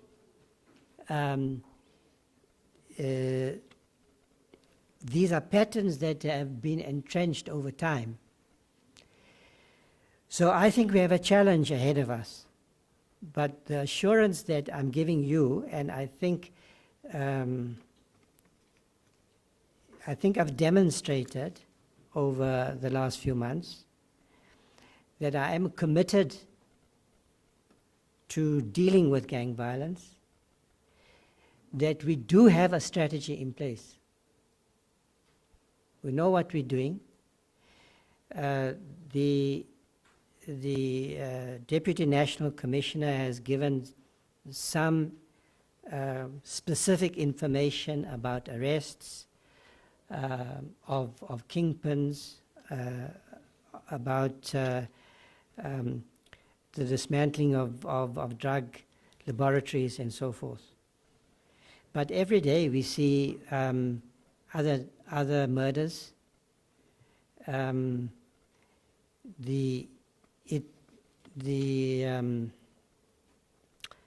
Young people are being recruited by well-resourced gang leaders. Young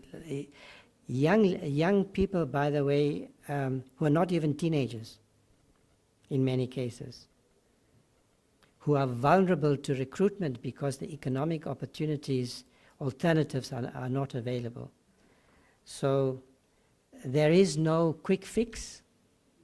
There is no panacea. There isn't some date, in the next 2 weeks, the next month, the next 6 months, in which this problem will be overcome. the best I can do is to give the assurance that this matter is receiving my best attention. It's receiving attention from the police service, from the criminal justice cluster.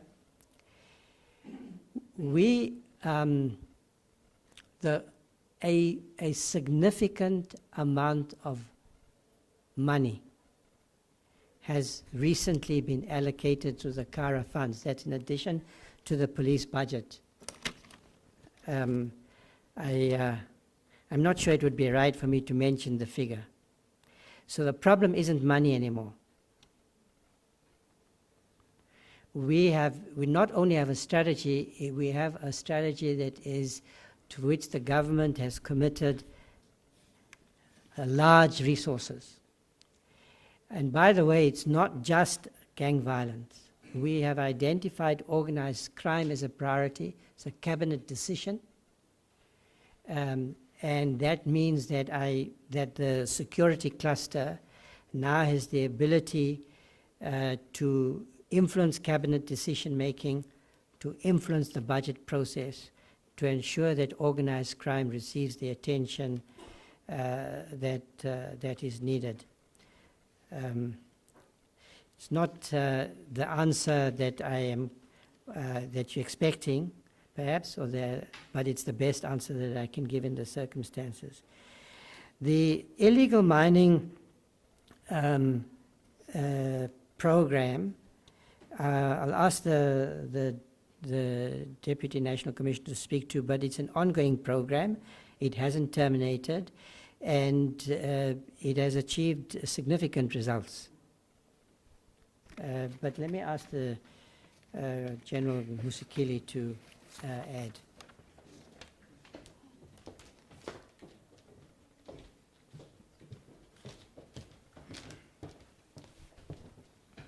Thank you, Minister, and thanks to the members of the media with questions.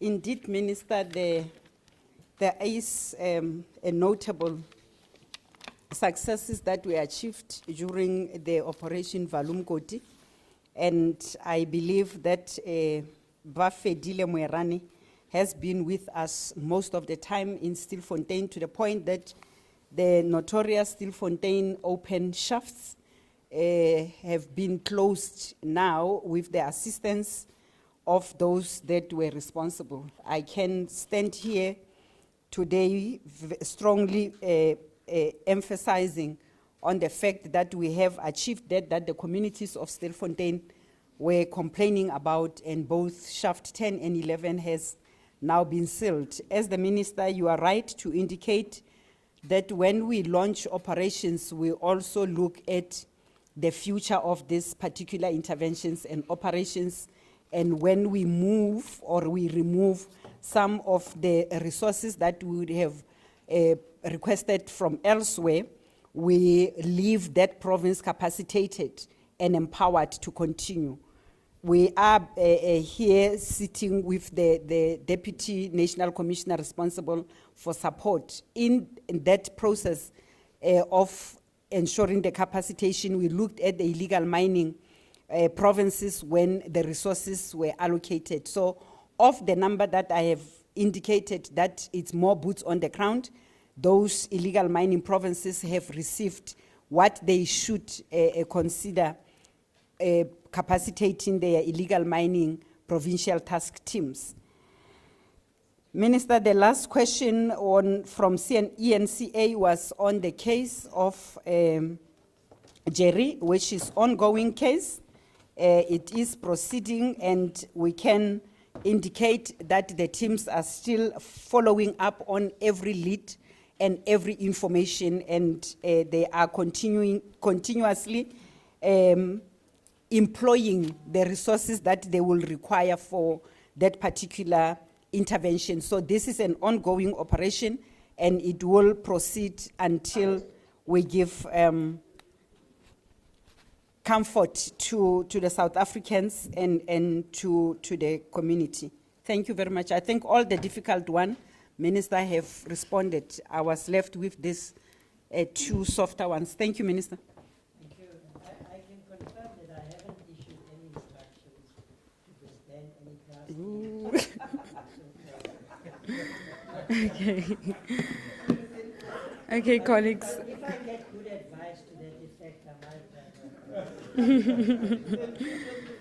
Okay, can we get this is the last round of questions because I think it's been a very long day, colleagues. Last round. Pizzo? Yes. Thank you so much, Brick. You must wait till the 31st of December. Yes, proceed. Thank you so much, Brick. Lieutenant General Tshedimosetso values. Where is Tiger?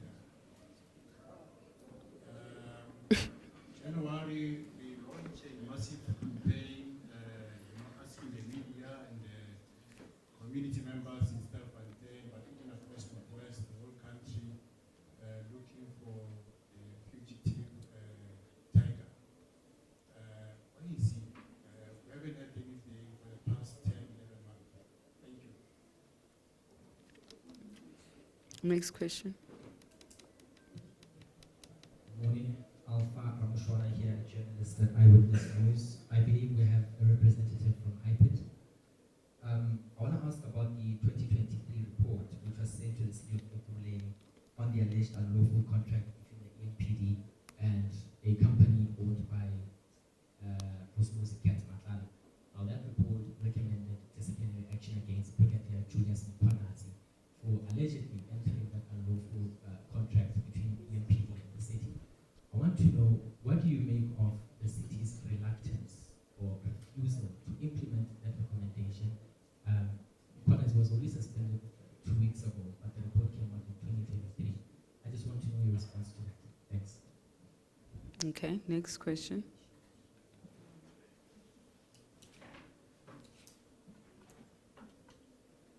Zola Sholana here from Newsroom Africa. Minister, several areas remain persistent crime hotspots. Now, what I'd like to know is that what targeted interventions are being rolled out to address these high-risk areas?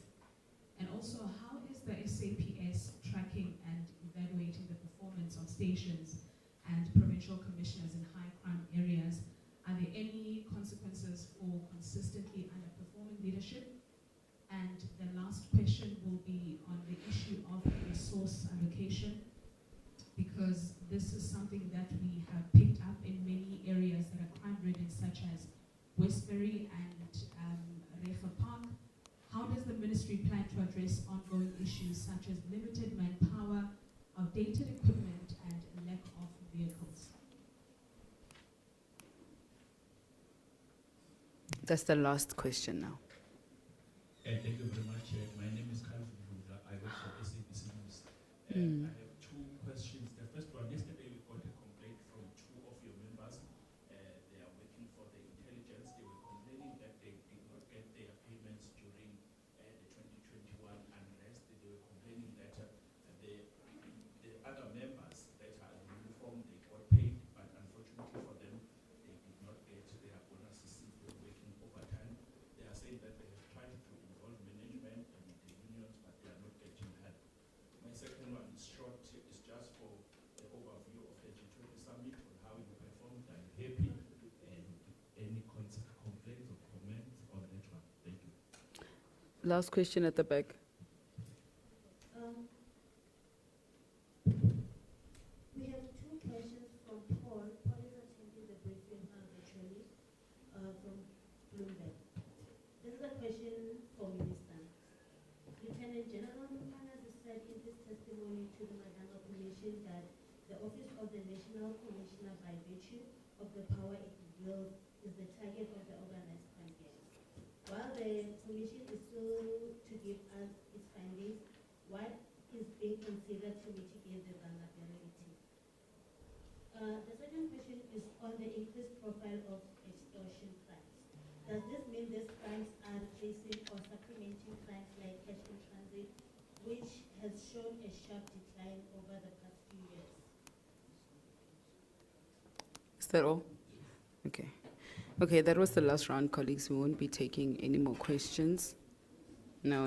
It's been a long day, sorry. You'll send your written questions via WhatsApp and so on, and we won't be accepting any requests for interviews this evening. So if you want to do interviews with the Minister, DNC, Deputy Ministers, use the opportunity right after this briefing, please. Thank you. Minister and DNC.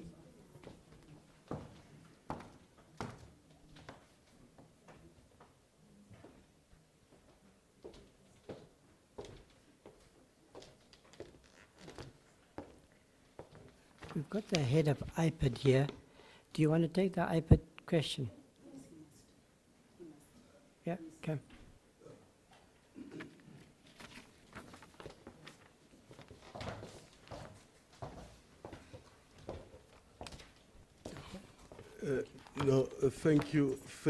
Thank you very much.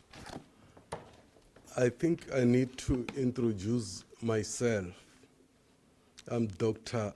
Hlengani Bila, the Acting Executive Director of IPID. With a specific reference to the matter raised insofar as Mr. Julius Mkwanazi's allegations are concerned, we have, as IPID, investigated the matter, issued an investigation report to that effect. Currently, we will be meeting with the mayor very soon, within 2 weeks, to support the municipality to implement the departmental recommendations by IPID. There is a second leg which talks to the issue of criminality. We are at the last phase of conclusion of our investigation. So basically, IPID has done what it should have done, and we have made recommendations, and of course, we can give 100% assurance that there will be consequence management insofar as the matter is concerned. Thank you, Minister. They did act in Ekurhuleni against Mkwanazi. They've taken action against him. Not yet. Not yet. Thank you. I was just asking because I thought I'd seen a report that Ekurhuleni Mkwanazi. I want you to not confuse them. That one, I mean, yes, that one, I mean, I'm waiting for action to be taken if it hasn't been taken. I mean, it's shocking. His relationship with Matlala and those blue lights, and I don't know what that fellow was up to. So we want to see action. And of course, the IPID investigation must make recommendations for further action. And of course, the management and leadership of Ekurhuleni have to deal with this matter. And until we get to a point where there is a response in such cases, we will not get control over this problem of criminal infiltration into law enforcement agencies. Now, the colleague from Newsroom Africa asked all the difficult and important questions. So, if you look at the figures, it's very clear that there are indeed hotspots. The 4 provinces, Eastern Cape, I worry a lot about the Eastern Cape, Gauteng, Western Cape, in KwaZulu-Natal. Of course, we have crime everywhere, but those are the 4 provinces. And then the figures show there are about 30 stations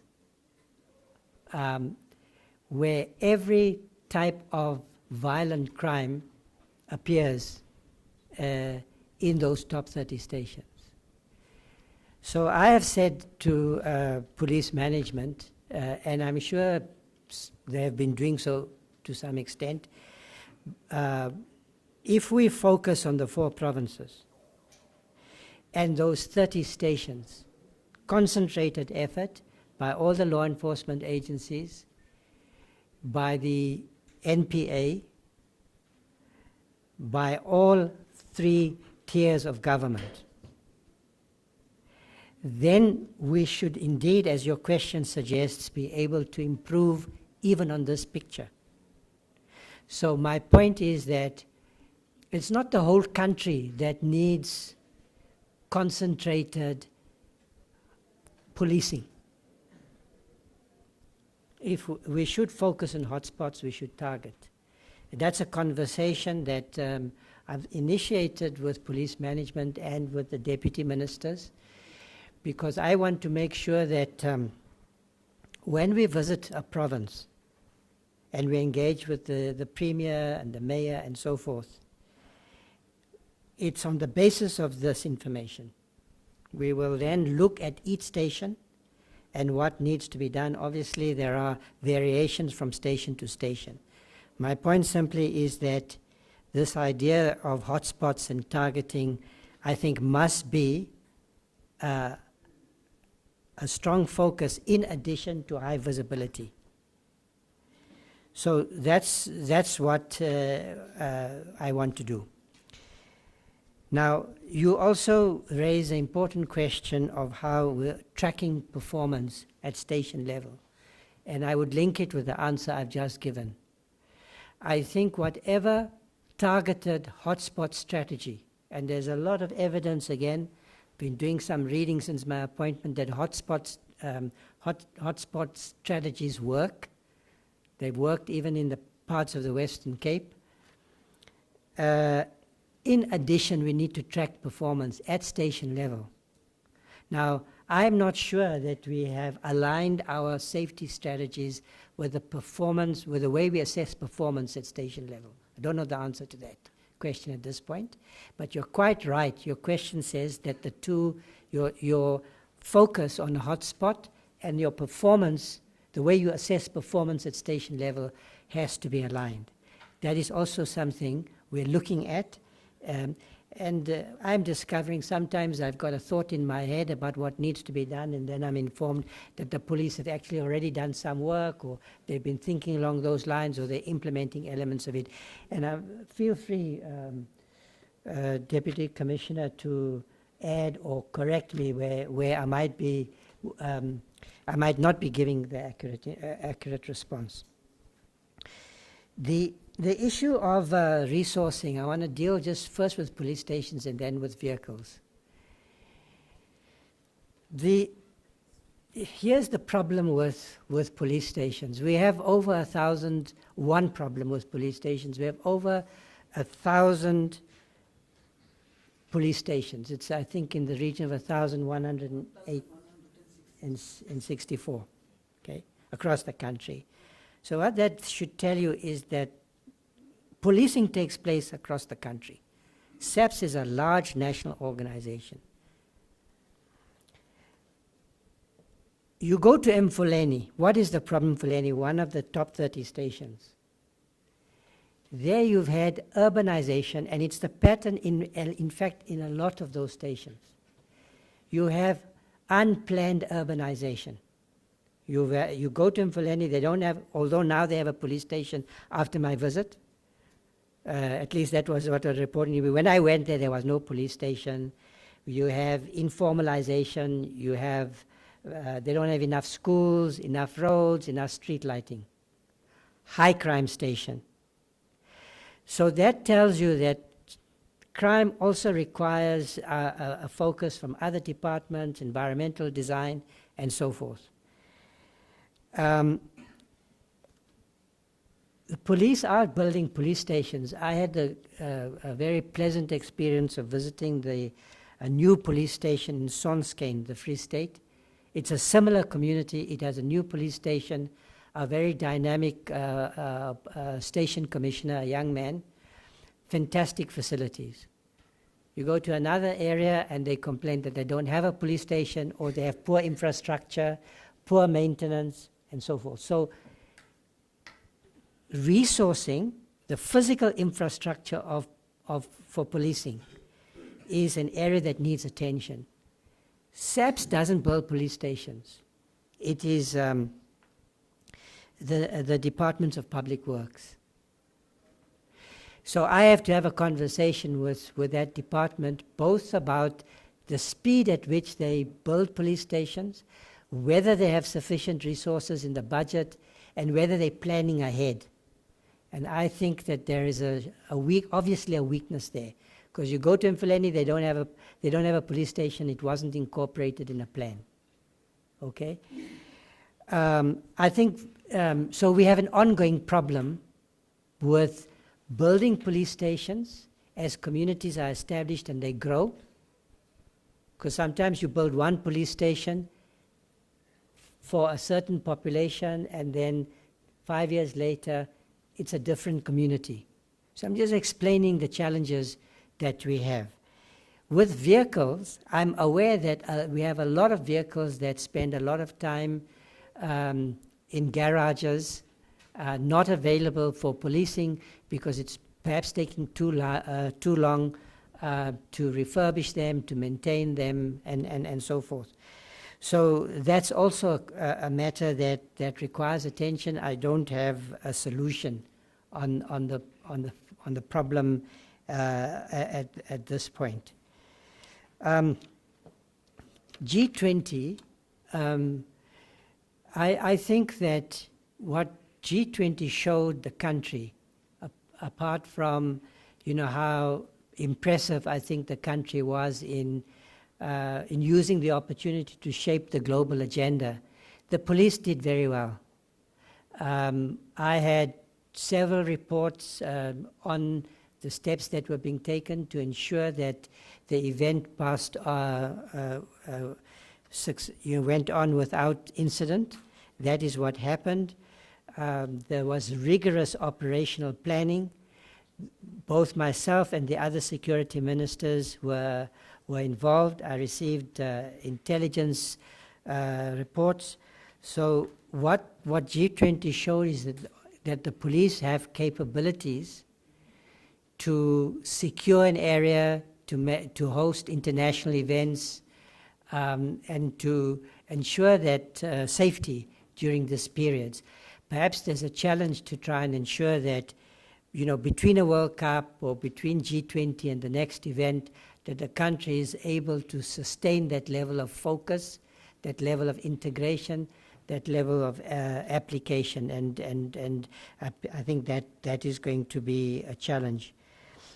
There was, I think, a question about the Madlanga Commission, and I'm not sure I got the question right. Was the question that there's evidence that the National Commissioner is under attack or infiltrate?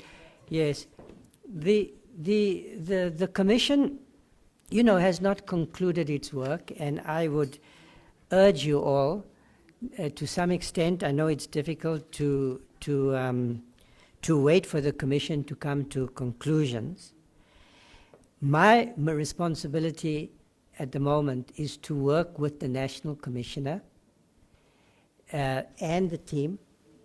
There's no reason why I have to proceed on the basis of evidence that is being led at yes untested. We have a National Commissioner. He, in my view, is doing a good job. We work very well together. And so, it speaks to Farrell's question as well. I have to work with the incumbent leadership of the police on the basis that these are professionals who deserve to be in the positions that they are, and that they have to enjoy my trust and respect. Were there other questions?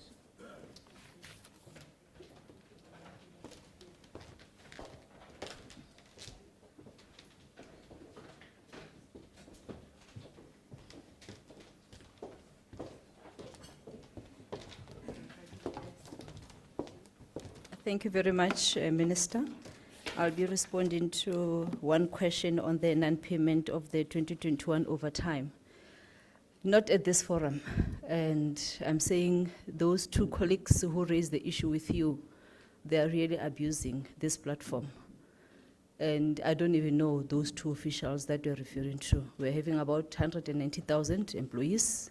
The two that you're referring to, we don't know. So my message to them is they must come to my office on Monday, bring all the necessary documents, and the matter will be resolved if they were not paid. It's 5 years later, almost. Thank you. Thank you, General Nkua. The only question is the whereabouts of Tiger. We're still looking for Tiger. Like I said earlier, that operations will be ongoing, will not close a case as long as there are outstanding persons that we're looking for. And I think I did also indicated at the earlier platforms that we also engaged our colleagues on police-to-police bilaterals with our colleagues in Lesotho to be assisting us, and I believe that they are watching today. And if and as and when there is a breakthrough, we will not shy away from coming back and sharing with the communities when we have apprehended a tiger. I will not talk to the issues that Minister have already alluded to, Kelvin. I think, Minister, you are right that this was not the first event that we were successful with little or no security breach, especially in and around our focus areas. We have quite a number of those. Minister, you will know that we'll have the main event, which is will be called in the issues of Zone A. We'll have accommodation as well. We don't have issues. There are cases that happened outside of our operational areas, and including the protests that we had. And I can attest to the fact that 13 persons were arrested immediately, as we have committed, as we have put before the leadership that will put together the team that will respond, so that when visitors leave the country, those cases were resolved. So 13 people were arrested on various cases, 6 of which were arrested for robbing in and around Sandton, and there was one other person who was arrested for attempted hijacking, who was challenging. Unfortunately for him, he landed in the hands of the police, and they responded immediately, and he was arrested as such. So we have a total of 13 on the various other cases that were reported during that time. On the decline of CIT, I think the intention of putting up measures and systems in place is to see reduction. It will be fruitless for us to implement plans and strategies to respond looking at the trends and patterns, and we are not seeing a decline.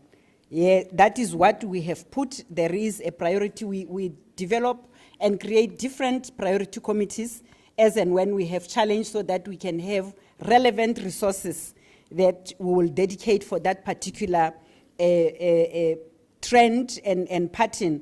And that is what we are having. We're still having that team that is working day and night to monitor.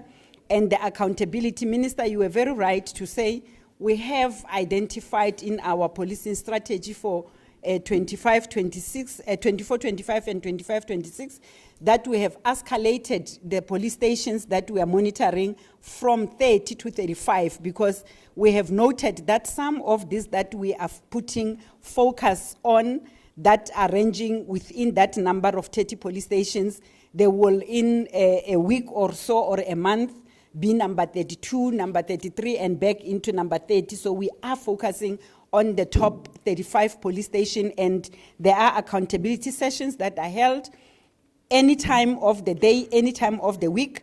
If there is a notable trend through our national crime combating forums, we do a call in these station commanders and or provincial commanders, commissioners to come and account and put measures, as well as identifying some of the areas in the Western Cape. Minister, we zoomed into 13 police stations, but within a month, we realized that we need to increase the stations that we are holding accountable on the issues of Cape Flats, which is a very topical issue on the gangs, to 35. And that was therefore expanded to other 4 provinces, of which Gauteng is one of those. I think earlier there was a question, Bafedile, on the issues of Westbury and others. The teams are still there, and we are looking at capacitating the anti-gang units that were implemented in 2018. I think, Minister, from me, those will be the issues. And the last but not least is what my colleague have reiterated on the issues of the grievance procedures, that colleagues will urge commanders to be available for members and respond to their concerns to avoid the issues of unresolved matters 5 years down the line. But equally, our colleagues know the procedures within the organization. If we can follow those up to the last level of command, and if that has not happened, only then we can use other platforms. But the appeal is that let us use all the internal processes and see if we cannot resolve matters better within the organization. Thank you, Brigadier Mate. Okay, thank you, colleagues. We've reached the end of our briefing. Thank you, Minister, Deputy Minister, DG, Acting Head, all the DNCs and the Crime Registrar. Thank you, colleagues.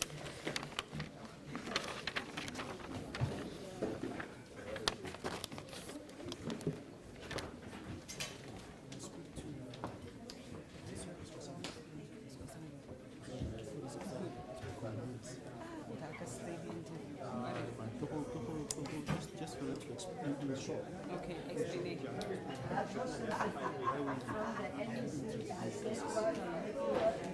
No, or do you want something?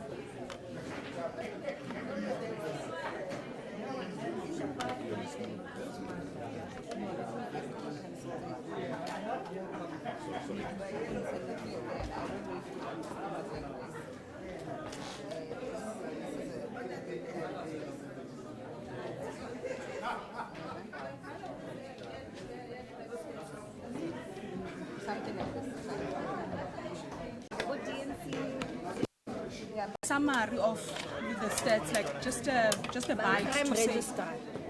Yes. Because he's the one that can speak to the stats. Yeah. Crime Registrar, General Secretary.